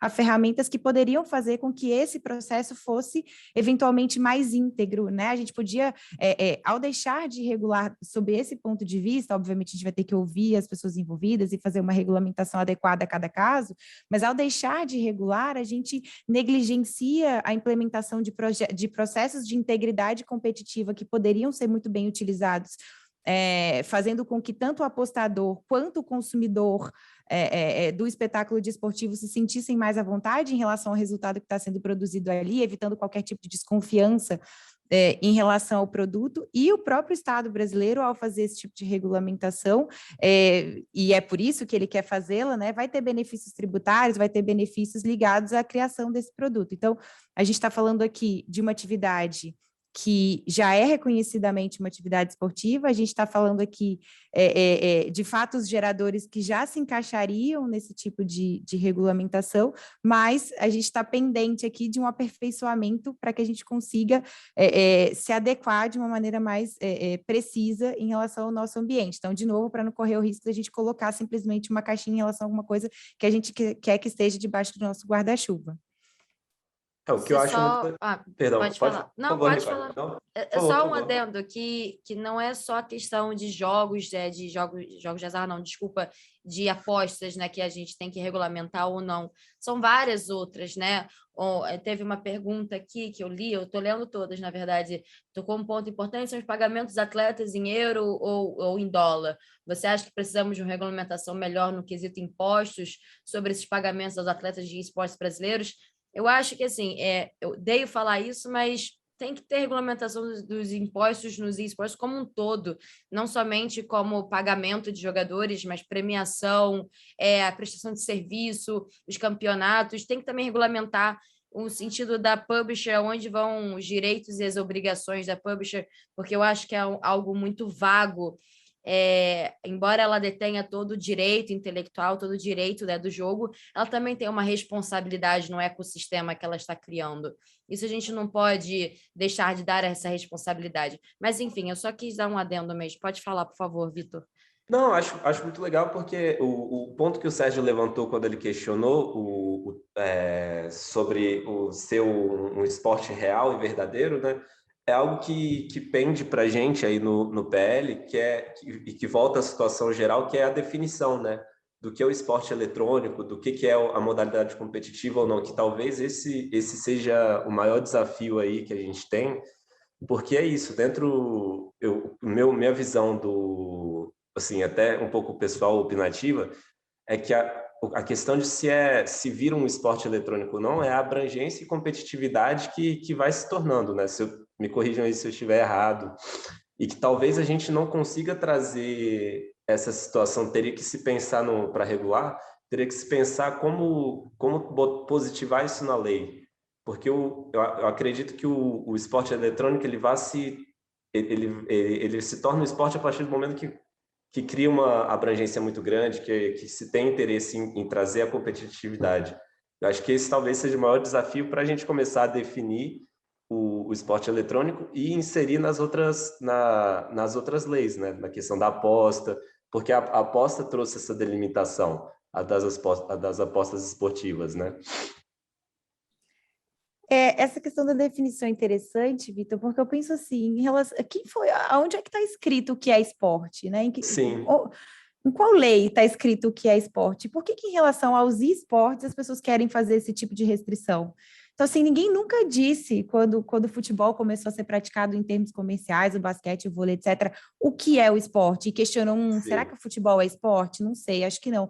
Então, assim, por que com os esportes existe essa tara absurda para fazer esse tipo de definição e que, do meu ponto de vista, só tende a mais restringir do que beneficiar? Então, se a gente quiser realmente contextualizar, a gente vai olhar para os esportes da mesma forma que a gente olha para qualquer outro tipo de modalidade e buscar ali elementos que a gente já considera. E aí a gente vai dizer na casuística, eventualmente para o propósito de aprovação de um projeto de lei de incentivo, eventualmente.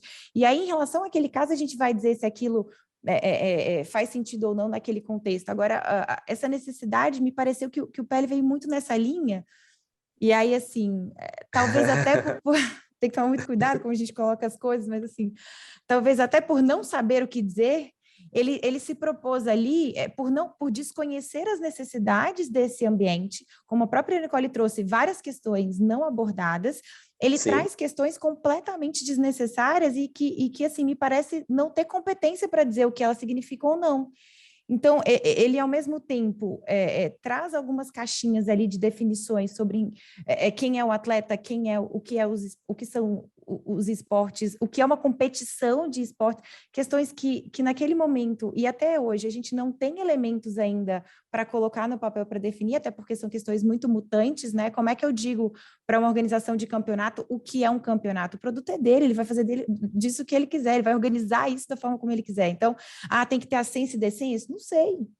Não sei. Nem nos esportes tradicionais, né? A MLS está aí para dizer que existe um campeonato sem acesso e decência, muito bem feito, obrigado. Então, assim, me parece que ele se pretende a regular situações que, para quem está em atividade no mercado hoje, não são os problemas mais iminentes que a gente tem para resolver, e faz isso de maneira descontextualizada, o que demonstra falta de ouvido, assim, sabe? Falta de conversa. Não, e é exatamente isso, assim, o que eu vejo quando eu estava fazendo o acompanhamento do PL, eu enxerguei, assim, pelo menos nesses textos todos que foram distribuídos no Brasil inteiro. São Paulo, Dória cancelou recentemente, né? E o que eu vi ali? Que ali foi a oportunidade das confederações de acessar a grana da lei de incentivo, né? E que, de fato, eu acho, assim, minha visão não teria uma necessidade, que, como o Thomas falou, talvez esse movimento de reconhecimento do esporte eletrônico pelo Estado não precisaria da positivação, viria de julgados, viria da jurisprudência. E, assim, aí, essa é a minha opinião. Eu acho que o PL foi introduzido para isso, para aparelhar as confederações. Vitor, assim, é a minha visão. Me permite uma fala para falar rapidinho? aí, viu? Opa, tem uma turma pedindo palavra. Vamos lá, vamos, já estamos o Hamilton, 11h14, vamos abrir para as falas. Eu queria puxar uma fala só a partir do que a Dani trouxe e do assunto recente, mas eu fico com receio de estar sendo descortês, porque o Hamilton já estava com a mão levantada antes. Hamilton, você prefere se pronunciar, por gentileza? Fica à vontade, eu vou em seguida. Então, eu preferi falar nesse momento só pelo assunto delicado e que tange muito a minha área, né? Não de expertise, porque eu não sou expert de nada e não gosto de me pronunciar assim. Rapidinho. Só para te apresentar, o Davi é quem eu falei que puxa o movimento aqui de incentivo no Distrito Federal e é professor também, ele é formado em Educação Física, é gamer e é professor da Secretaria de Educação do DF. Isso. E é por isso que obrigado, né, Vitor?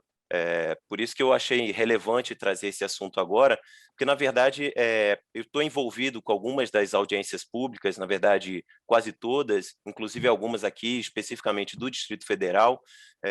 Tive a honra de conhecer a Nicole, o Léo, o Moacir, várias pessoas desse cenário dos games e dos esportes aí, de São Paulo e nacional, e sempre fazendo uma defesa muito do ponto de vista da educação, né? Como o Vitor trouxe, eu sou professor de Educação Física da Secretaria de Educação, faço esse trabalho muito solitariamente desde 2016, trazendo jogos eletrônicos, os esportes eletrônicos para a rede pública de ensino, e agora atuo com essa pauta diretamente na Diretoria de Educação Física e Desporto Escolar.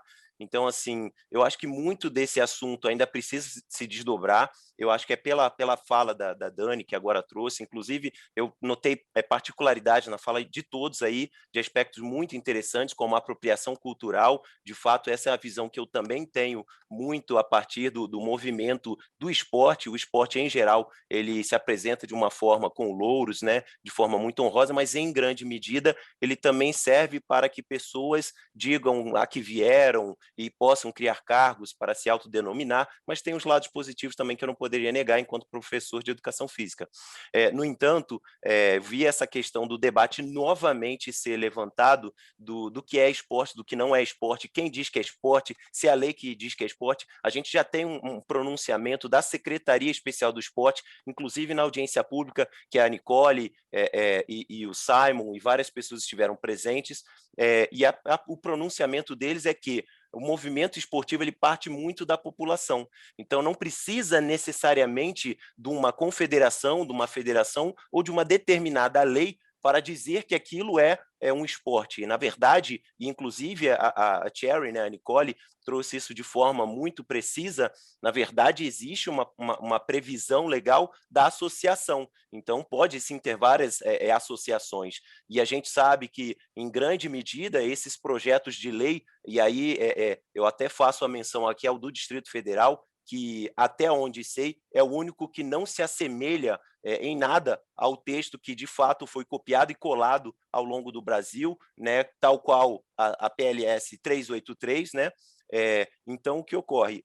Essa temática ela precisa ser debatida e trazer o meio acadêmico também, né? Nós precisamos trazer esse debate para os profissionais de educação física, para os acadêmicos de educação física, porque esse é um assunto muito importante que, no geral, é debatido de forma pautada muito no senso comum, e uma crítica à liberdade e direito de expressão constitucionalmente garantida a todos. Mas o que é o esporte, o que deixa de ser o esporte? Nós temos uma diversidade de teóricos na educação física que, inclusive, vão trazer isso, né? O meu ponto de vista enquanto professor, e inclusive com respaldo dos estudantes, do que eu tenho visto, inclusive agora em meio à pandemia, é que o esporte eletrônico ele é uma modalidade esportiva, sim, ele tem vários aspectos positivos que trazem valores esportivos para os estudantes, e é essa temática que eu acho que precisa ser levantada. Eu vejo muito o debate, claro, e é um debate muito necessário, né, da briga político-ideológica, político-econômica, e aí, nesse sentido, quero fazer coro aos demais. Com certeza, acho um ato obtuso, um ato absurdo essa questão, com certeza, de tentar legislar sobre o direito e a propriedade intelectual de outros, né? Isso daí não cabe de forma alguma, mas vejo sim o ambiente federativo e confederativo, por mais que também tenha fortes críticas a esse ambiente, como algo que pode sim gerar benesses para a sociedade, né? A título de exemplo, cito, por exemplo, o skate, que também foi citado pelo Vitor. Nós vemos, por exemplo, aqui no Distrito Federal, depois que o skate foi para a Olimpíada, depois que teve medalha lá, a gente vê a vontade política do Estado de criar projetos para apropriar as crianças e os adolescentes, os estudantes e a sociedade com essa prática que outrora foi muito marginalizada. E aí volto ao PL aqui do Distrito Federal, no qual, de fato, ele não traz uma regulamentação, inclusive, nesse sentido, faço menção à carta, né, a carta aberta que foi feita contra as confederações. O PL aqui do Distrito Federal teve participação da comunidade, streamers, narradores, comentaristas foram convidados para participar, e o projeto de lei trazia, na verdade, no corpo de seu texto, um aspecto muito diferenciado, que é o de reconhecimento, né?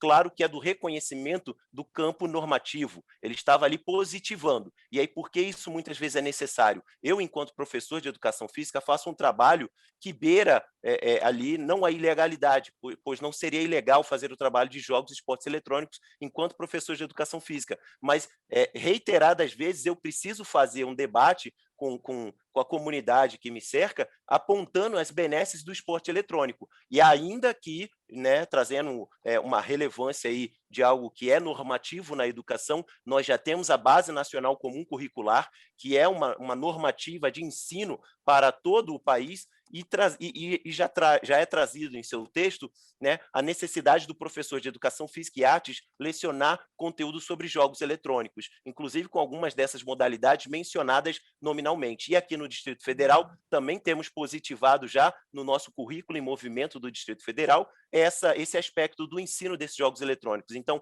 por um lado, eu acho que a gente precisa tirar um pouco todo o melindre que foi criado por, inclusive, a falta de diálogo e entender que, sim, as confederações e federações, com certeza, trazem vários obstáculos, trazem vários aspectos que, se não tomarmos cuidado, vão ser obtusos. Por exemplo, aproveito para denunciar novamente ao PLS 383, que trazia esse aspecto do jogo violento, e isso é um ato absurdo e obtuso. Então, nesse sentido, eu deveria tirar o taekwondo do esporte olímpico, porque ele também é violento, sem contar com a fala de um psiquiatra, né, que trouxe a violência como um conceito tão abstrato, do qual eu poderia tirar, por exemplo, o handebol também da escola, porque também tem atos de violência. Então, eu acho que a gente precisa trazer esse debate e precisa ampliar para conversar com o acadêmico, com o jurídico, com as publishers, com a comunidade, e aí, novamente, me coloco à disposição para poder trabalhar junto aí, trazendo a pauta da educação física e da educação do esporte e lazer. Obrigado, gente. Valeu, Davi. Eu acho que o debate acadêmico, né, que você fez menção, Davi, é o principal. Não interessa o tópico, não interessa se é na questão de desenvolvimento do atleta, no jurídico, enfim, o debate acadêmico é algo que falta no Brasil e que é o mais necessário, né, em todos os âmbitos. Eu queria só... Bom, para quem não me conhece, meu nome é Milton Noble, eu sou diretor da Ebara. A Ebara é uma empresa dedicada a apostas, então meu mundo é um mundo de apostas. Eu quero só pegar o gancho da pergunta do Sérgio, especialmente no que o Matheus falou em seguida e o que a Daniele complementou.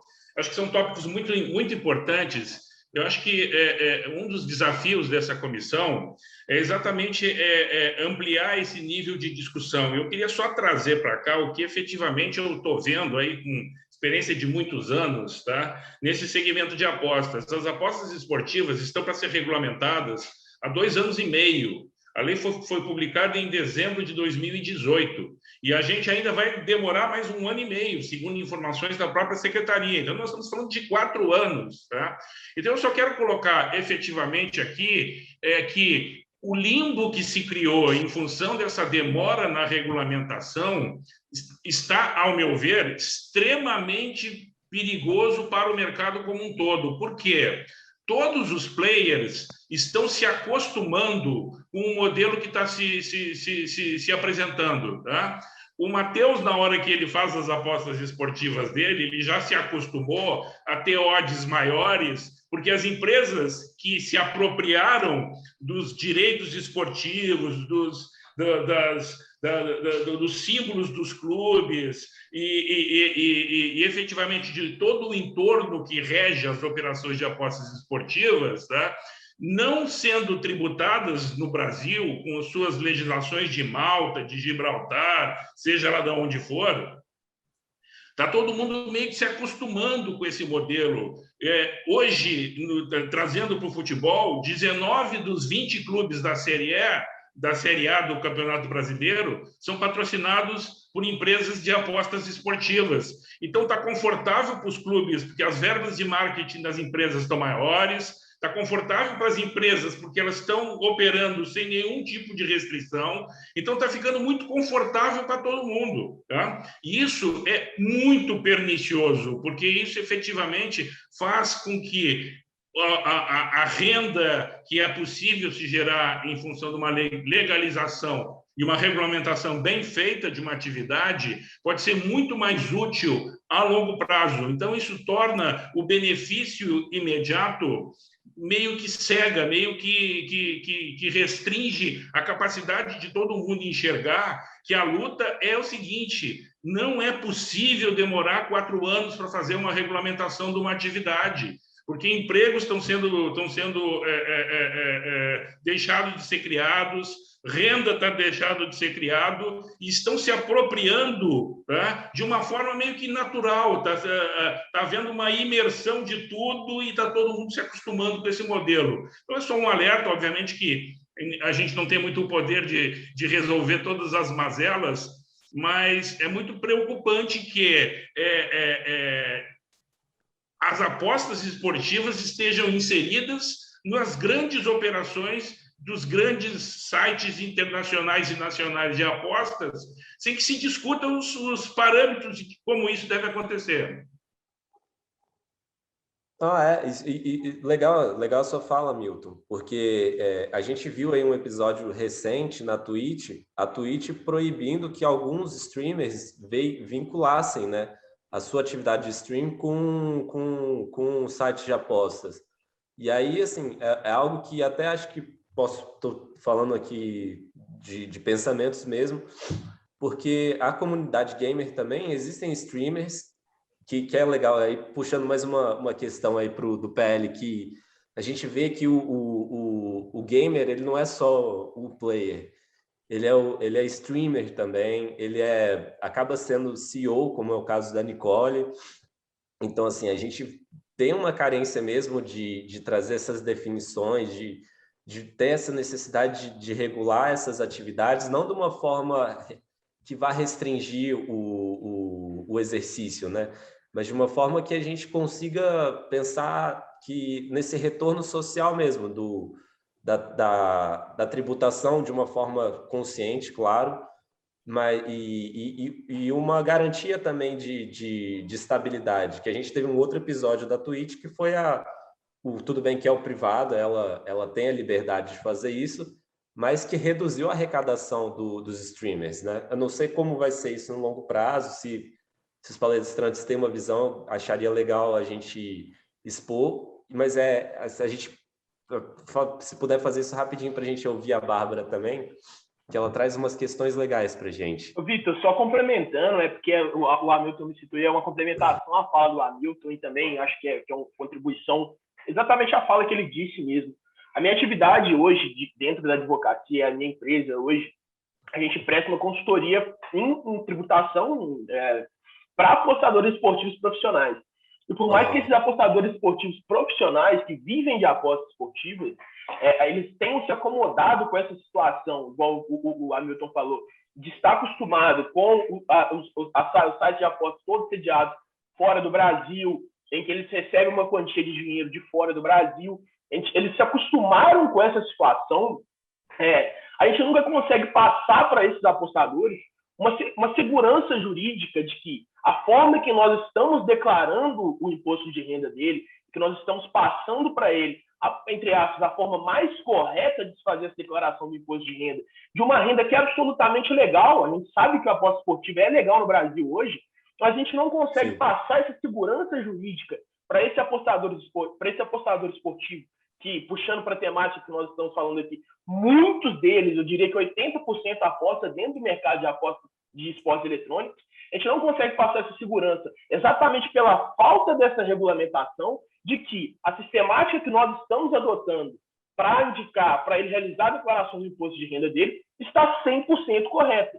Exatamente porque nós não temos uma sistemática indicada dentro da legislação presente no Brasil hoje, de que o apostador esportivo profissional, que é uma figura que muitas das pessoas não conhecem, e que cada dia mais hoje em dia, o Rodrigo estava até agora há pouco, ele sabe que isso é fato no Brasil hoje.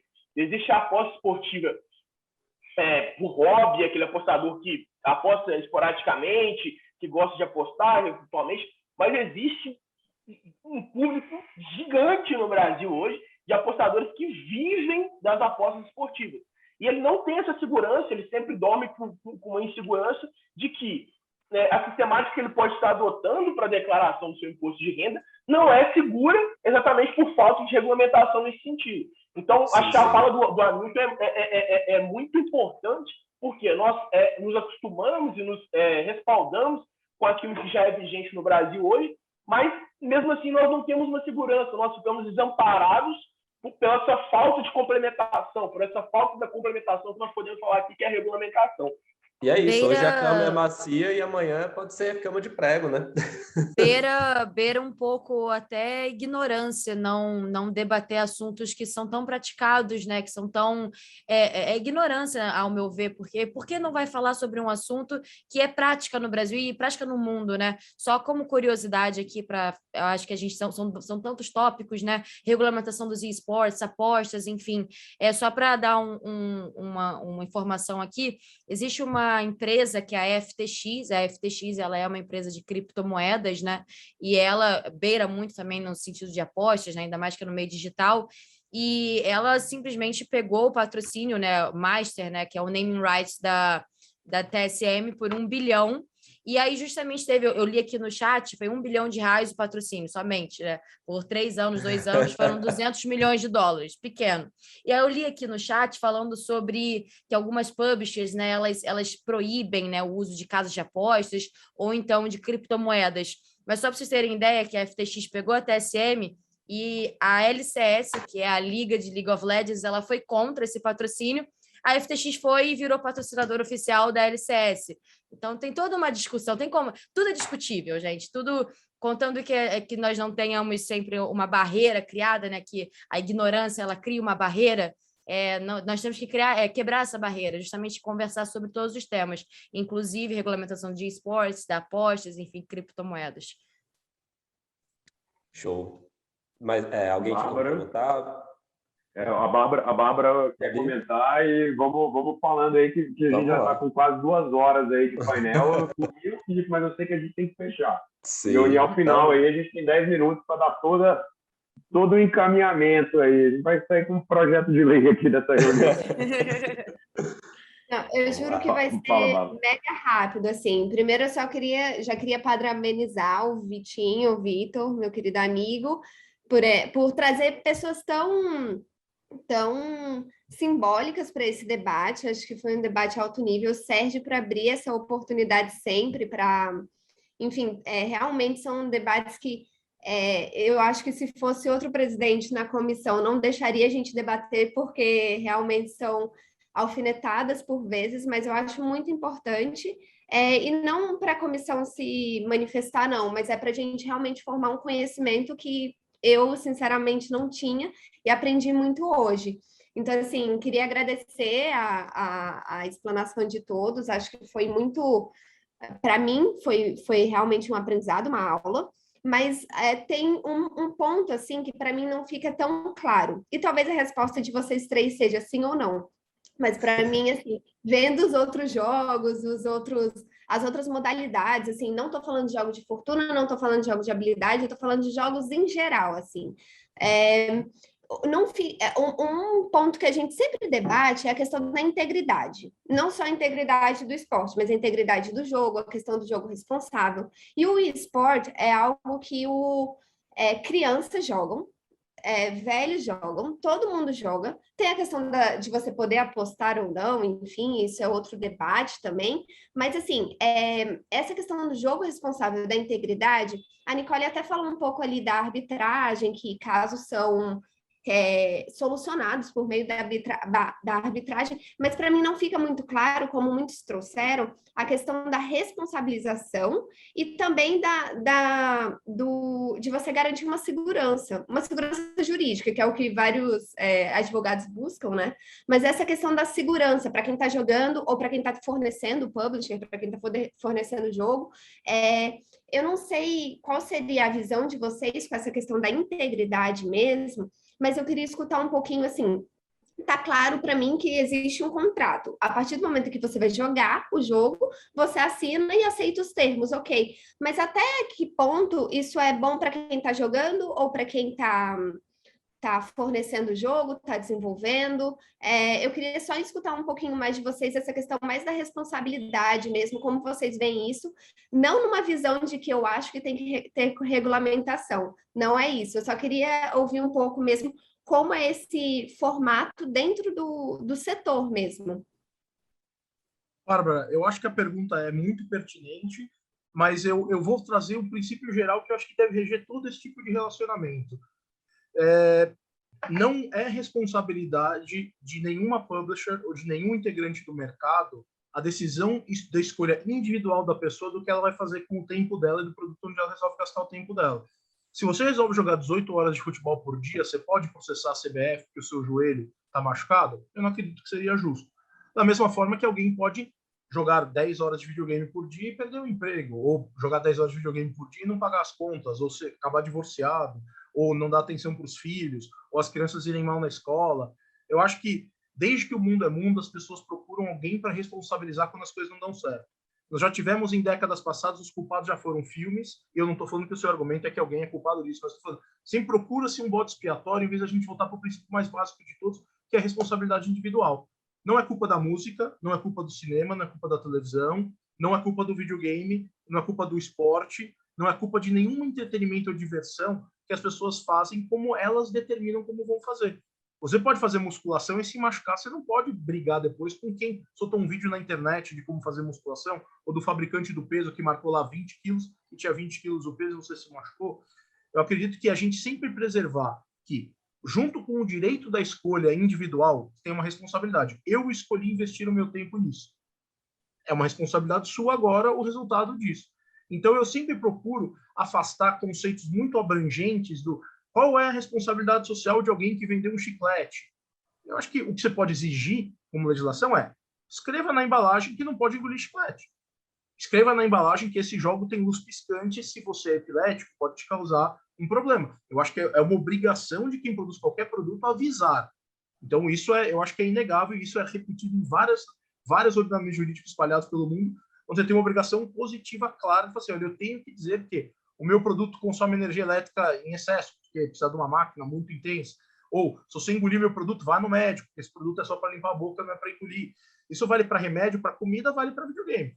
Você vai lá e faz um aviso. Olha, de tempos em tempos, levante, descanse e para de jogar. Ótimo. Mas você invadir o espaço da decisão do indivíduo, por exemplo, de interromper o jogo depois de certo horário, como estão fazendo na China agora. Então, você não pode jogar mais do que isso, o seu celular vai te logar quanto tempo você jogou e você vai ser proibido de jogar. Eu acredito que essas coisas elas violam a autonomia do indivíduo e a autonomia da vontade. E não tem como a gente preservar direito contratual, teoria geral dos contratos, a independência das relações, a autonomia da vontade das pessoas, se a gente quer responsabilizar pessoas que vendem produtos e não a pessoa que decide como usar o tempo dela. Então, a minha resposta para isso é essa. Eu sempre volto para a responsabilidade do indivíduo. Ele fez escolhas em relação ao tempo dele. Se ele quis correr, andar a cavalo, jogar bola ou jogar videogame, é uma escolha dele. Eu posso responsabilizar por produtos inferiores. A minha bola veio furada, a minha bicicleta está quebrada, chegou da fábrica quebrada, o meu videogame não liga, não funciona.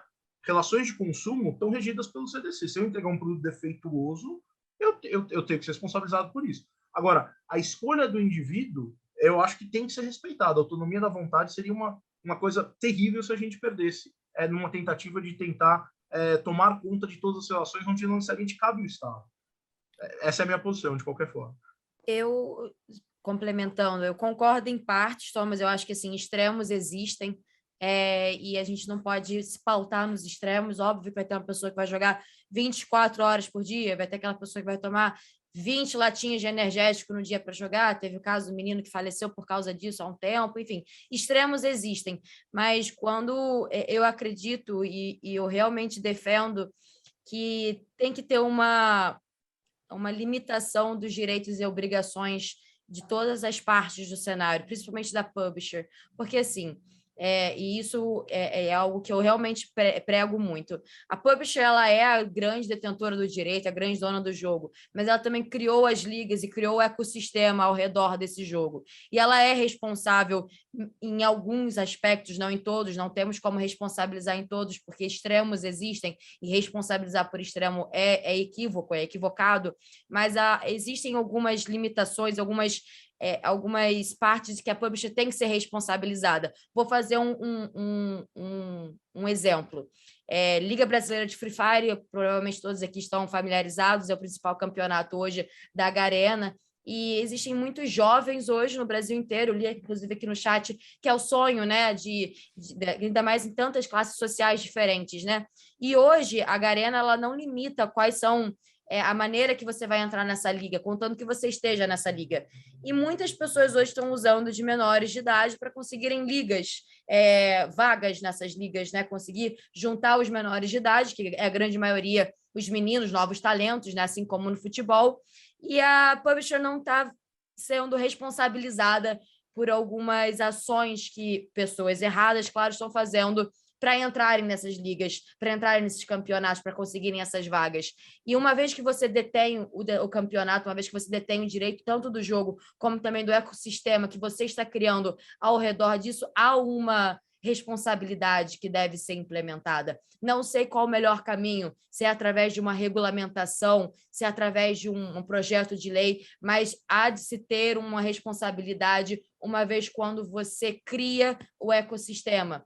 É óbvio que você falou no sentido mais de usuário, né? O jogador que usa o jogo e joga por 20 horas consecutivas, 24 horas consecutivas, etc. Sim, isso realmente isso é caso a caso, mas no sentido do ecossistema como um todo, eu acredito que as responsabilidades elas agora deverão ser segmentadas e bem dispostas, quem tem responsabilidade no quê e para o quê. Eu acredito fielmente nisso. Porque desculpa, Dani, Imagina, eu que te interrompi. Existem alguns casos no cenário que estão aumentando, não é algo atípico, não é algo único. Existem alguns casos que estão aumentando e que, no final das contas, vai levar malefícios para o cenário. Então, há necessidade de uma responsabilidade. Está se formando um padrão, justamente. Até te complementando, Nicole, assim, a gente não pode esquecer que hoje, principalmente as relações econômicas, né, e de trabalho, são as relações que pautam a nossa sociabilidade como um todo. A gente vive hoje num contexto social em que o que a gente faz e como a gente faz nos define a nós mesmos, né? Quem somos, com quem a gente se relaciona. E aí, considerando que a nossa vivência, o nosso dia a dia, ele é impactado diretamente por isso, várias constituições ao redor do mundo e a nossa própria trazem a qualquer tipo de exploração empresarial e qualquer tipo de exploração comercial atrelados a ela uma necessidade de ter consigo uma função social. É claro que essa função social constitucionalmente prevista, ela não pode extrapolar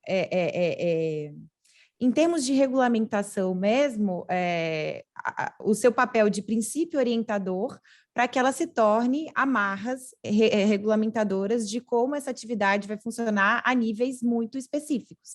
Então, a gente, como a própria Nicole trouxe também, a gente tem que transitar entre os extremos, que são uma regulamentação muito específica, como a gente está enfrentando aqui agora, no caso de uma tentativa de enquadramento de o que é esporte, o que é competição, quem é. Isso não é um modelo adequado, porque isso vai acabar matando esse contexto social, ao passo que, se uma empresa tem como atividade, tem nessa atividade a sua exploração econômica, lucra com isso e cria um ecossistema em cima disso, se ela está fazendo aqui dentro do nosso arcabouço todo, né, tanto a nível constitucional, ela precisa, mesmo em níveis mais gerais, seguir esse princípio orientador. Caso a caso, isso vai acabar sendo aferido. Isso significa que, é óbvio, ela não tem ampla responsabilidade no detalhe em relação ao que vai acontecer com a vida de determinada pessoa porque ela jogou de mais ou jogou de menos, mas se, num sistema de um ponto de vista mais macro, ela organiza um campeonato, ela permite que pessoas ingressem nesse campeonato, ela coloca regras em relação a regras que vão repercutir diretamente no dia a dia das pessoas que vão disputar esse campeonato, é claro que isso atrai, e lucra com isso, é claro que isso atrai um certo nível de responsabilização até para fins comerciais, para que todas as empresas disputem em pé de igualdade aquele campeonato. A gente está falando aqui tanto de um ponto de vista comercial, para que a gente tenha uma empresa mais responsável socialmente, não seja prejudicada porque vai oferir menos lucros em relação a uma que não é tão responsável socialmente, que não está nem aí, não paga o que combinou com o seu atleta, até do ponto de vista contratual, não vou nem entrar no detalhe em relação a qual é o tipo de contrato adequado, eu falo em relação aos acordos que são feitos, eles precisam ser cumpridos. Então, do ponto de vista comercial, é importante que exista um nível mínimo ali de regulamentação para que comercialmente seja interessante para essas empresas entrarem nesse barco e lutarem em pé de igualdade, também do ponto de vista competitivo. Até fazendo aqui um paralelo em relação a regras de fair play financeiro, né? O que a gente tem de mais interessante hoje para a competição é que as equipes possam competir em pé de igualdade para que a competição fique interessante. Se eu tenho uma diferença muito grande em relação à forma como uma empresa trabalha e outra, e por trabalhar de maneira eventualmente prejudicial aos seus atletas, prejudicial aos seus patrocinadores, uma determinada empresa consegue vantagem competitiva porque economiza dinheiro, investe num jogador ao invés de pagar aquilo que tinha contratado anteriormente, isso também é um problema para o ecossistema. Então, concordo com o Thomas do ponto de vista de que não tem como eu criar uma normativa específica que diga ali exatamente qual é o nível de responsabilidade. Se eu estou falando de um âmbito de autonomia da vontade, joga quem quer, isso é verdade, mas se eu transito para um olhar um pouco mais macro, olhando para isso do ponto de vista de exploração econômica, de balizamento de equilíbrio competitivo e comercial, algumas determinadas responsabilidades são importantes até para fazer o produto existir e ser interessante. Acho que mais ou menos aí. Pessoal, eu só queria complementar, eu acho que são assuntos muito distintos, tá? Direito contratual e equilíbrio econômico de contratos não tem a ver com a autonomia da vontade e a escolha do indivíduo no consumo do que ele faz. Ninguém tem o direito, não importa se você fabrica aço, de pegar os seus fornecedores e não pagá-los, está no seu contrato. Então a gente não vai tripudiar sobre os direitos de ninguém quando a gente está discutindo a autonomia da vontade. Se você contratou com uma liga e a liga tem a obrigação de tratar o seu time de uma certa maneira e ela não cumprir, isso é uma quebra contratual. A gente já tem no ordenamento jurídico remédio para isso. Eles não podem fazer isso. Eu não preciso de novas leis e nova infraestrutura para impedir alguém de violar um contrato ou de usar poder econômico para desfavorecer alguém dentro dos seus contratados, dos seus participantes. Eu quero separar bem esses assuntos, porque, é claro, você tem que poder trabalhar e, de um nível profissional, as pessoas têm que respeitar as relações contratuais, só que isso já está defendido. Quando alguém abusa do poder econômico para violar um contrato, mesmo seja indiretamente, você tem remédio jurídico para isso. A minha preocupação é o conceito da gente atribuir responsabilidades a quem vende produtos pela decisão do indivíduo consumidor. E foi esse o meu comentário principal. Não se pode nem cogitar eximir de responsabilidade a quem assina um contrato. Então, eu já trabalhei com a Cherry, eu contrato a Cherry e não pago a Cherry, eu não preciso de lei nova para isso. A Cherry me processa e vai receber o dinheiro. Isso não tem dúvidas. Agora, você virar e falar assim, olha, este produto me prejudicou, e o produto estava avisado quais eram as restrições do uso dele, você optou por ou não usar de acordo com as recomendações do fabricante, ou você resolveu simplesmente exagerar no uso e no seu tempo em relação ao que você vai fazer. Eu acho que um exemplo, só para a gente fugir um pouco do âmbito de games, que para algumas pessoas é etéreo, se você toma drinks de energia cheio de taurina e uma série de outras coisas, você toma 60 deles por dia e você tem ataque cardíaco e morre, processar o fabricante disso, falando que ele vendeu veneno, é ilógico. Então, o meu ponto é sempre esse. Eu quero preservar a autonomia da vontade e o direito de escolha, mas as relações entre as pessoas elas já são pautadas dentro do ordenamento jurídico brasileiro e você já tem que cumprir os seus contratos. Nada exime alguém de cumprir os seus contratos. Então, eu só estava querendo direcionar a resposta bem para esse lado, porque eu vejo muitas vezes os assuntos sendo sobrepostos. Os dois são importantes, mas eles são muito distintos na forma com que eles têm que ser tratados. Eu acho que pegando esse meio termo aí entre as falas da Nicole, da Dani e do Thomas, eu acho que é essa questão, assim, e o exemplo que a Nicole deu, que acho que é uma questão de aliciamento, né, de você aliciamento pode ser um termo errado, mas de você usar ali os pequenos como mão de obra para poder galgar depois do espaço para você. De fato, eu acho que se eu entendi certo, né? Mas eu acho que isso, de fato, pode ser talvez uma previsão que a própria Liga possa trazer dentro do contrato dela com os usuários, né? Eu acho que a Liga ela não conseguiria acabar com isso, ela não teria como acabar, porque isso é uma prática que não é da Liga, né? Ou a responsabilidade da Liga nesse sentido, mas existem outros tópicos, né, que dizem respeito a menores de idade. A gente falou dois assuntos, Thomas, você falou sobre o uso como usuário do jogo, eu falei mais como responsabilidade da publisher, são completamente assuntos distintos, tudo bem? Perfeito. Não, se entendeu de maneira errada, peço desculpas, mas são assuntos distintos. Mas com relação às ligas, eu acho que há de se ter uma responsabilidade da publisher, uma vez que ela cria esse ecossistema e que ela se beneficia tanto desse ecossistema. Então, uma vez criado esse ecossistema em que criam ligas e são responsáveis pelas ligas, os contratos, não somente Série A, Série B, Série C, para você participar dessas competições, pelo menos tem que ter uma responsabilidade no geral, porque está representando a marca, o logo, né?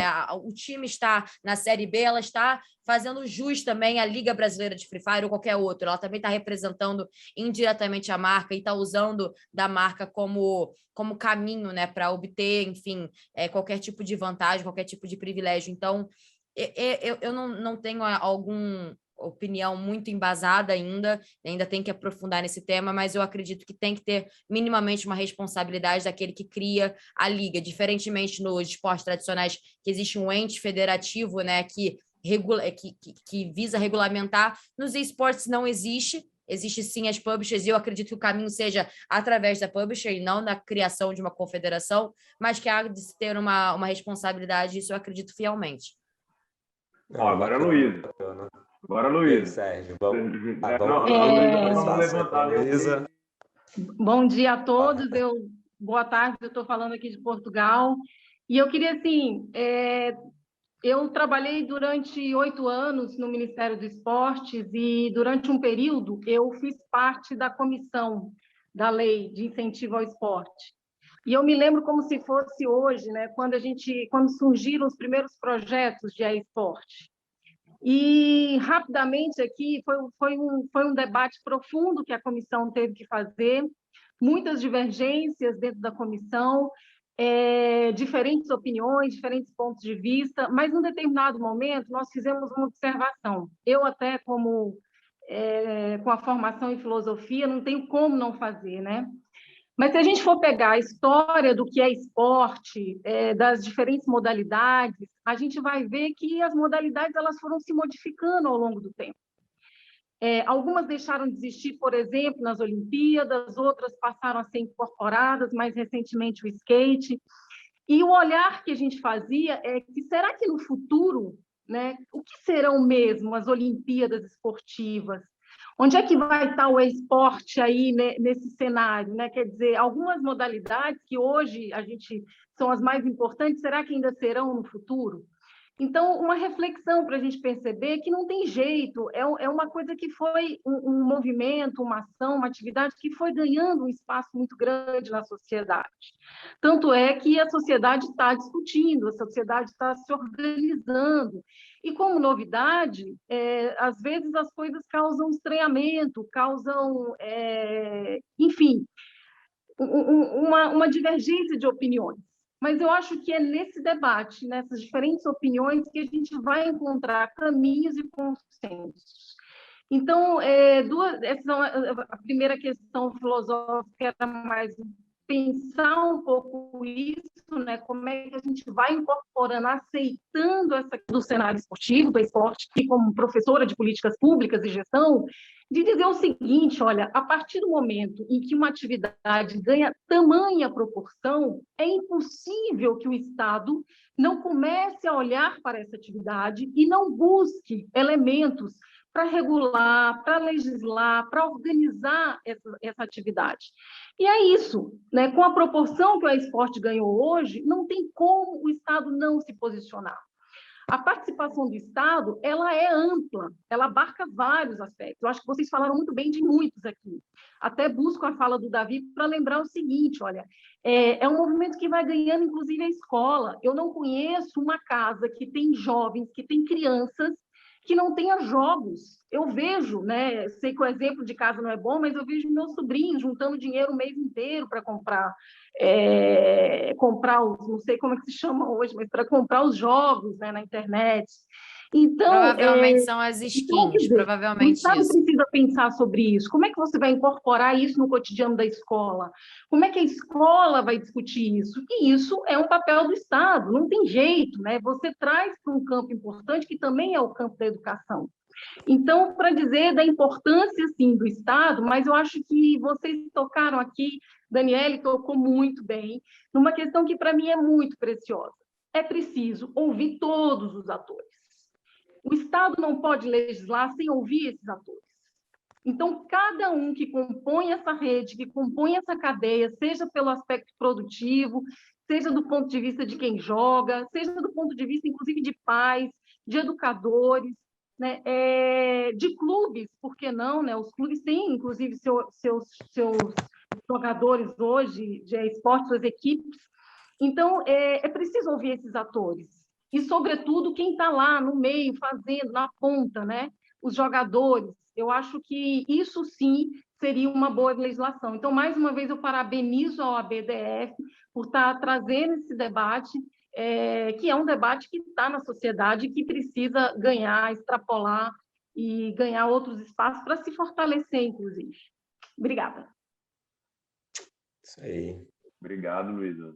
Comentário muito importante aí também, lembrar um pedaço de visão de público, uma visão de Estado, né? Também acrescentou muito aí. A título de informação, tem já que falou sobre escolas, a título de informação, né? O Fortnite, ele está fazendo a Liga Escolar, que vai ser uma competição entre todas as escolas do Brasil que forem cadastradas, para as crianças entre si já introduzirem dentro da educação, enfim, dentro da escola, a competição dos esportes. Então, é patrocinada pelo Fortnite, e em breve vocês vão saber mais novidades, mas são grandes publishers, grandes nomes, né, como o Fortnite, já se preocupando com a educação das crianças. Maravilha, maravilha. Acho que a gente tem que ir fechando, né? Eu fico aqui também, mas acho que já deu 2 horas, meio-dia, muitas próximas reuniões, ou pelo menos dessa vez a gente reservou 2 horas, né? Porque às vezes que a gente está falando que vai ficar 1 hora, é furado. O iFood já está aparecendo no celular de todo mundo aqui, né? Vamos pedir um almoço? Vamos lá. Pessoal, eu vou pedir desculpas, pessoal, mas eu tenho uma restrição de horário, eu tenho uma reunião meio-dia. Não, tá enterrado. Não, acho que a Dani também, né? Tamo junto. Não, todo mundo. E, Vitor, se você quiser dar um encerramento também, eu já pego aqui, do meu lado, eu agradeço novamente. O painel mais fantástico, saí bem menos ignorante do que eu entrei, sem dúvida nenhuma. Tive, sim, várias respostas para dúvidas que eu tinha. Recebi várias aqui não, tem resposta para isso, eu sou meio da linha dos arranjos contratuais também. Acho que os arranjos contratuais também hão de evoluir, né? Então, existem outras formas dos arranjos também evoluírem e os contratos estão sendo aditados, melhorados com o tempo também. Mas, enfim, tem um monte de questão aqui que foi levantada, não quero puxar nenhuma agora. Eu tenho muito que agradecer, então, ao Thomas, a Nicole, a Daniele, parabenizar o Vitor aí pela condução e todo mundo que participou, mais uma vez, foi muita gente. Obrigado mesmo, pessoal. Eu queria agradecer aos palestrantes, Nicole... E a Bárbara, claro. A Bárbara, claro. Queria agradecer e o Felipe Nicole, também, da comissão. Felipe também, secretário de... Opa, com certeza. Com certeza. Pessoal, assim, foi muito legal para a gente ter vocês aqui conosco, trazendo um debate super enriquecedor, assim. Nicole sempre combativa, sempre aguerrida, sempre forte, assim, nas falas, que eu acho que precisa mesmo de pessoas assim no cenário. Thomas, super esclarecedor, assim, com a visão da experiência de quem já está há tanto tempo assim no mercado. Dani também trazendo as novas perspectivas aí, um cenário novo e uma visão bem acadêmica também. Então, a OAB, DF e a Comissão de Jogos agradece demais a participação de vocês e de todos que interviram aí no debate, que acrescentaram muito grande nosso seminário. Só uma última palavra que eu peço a vocês são vários tópicos que a gente está debatendo aqui, mas um que é o principal que eu pediria muito carinho de todos é a regulamentação do esporte eletrônico como um todo.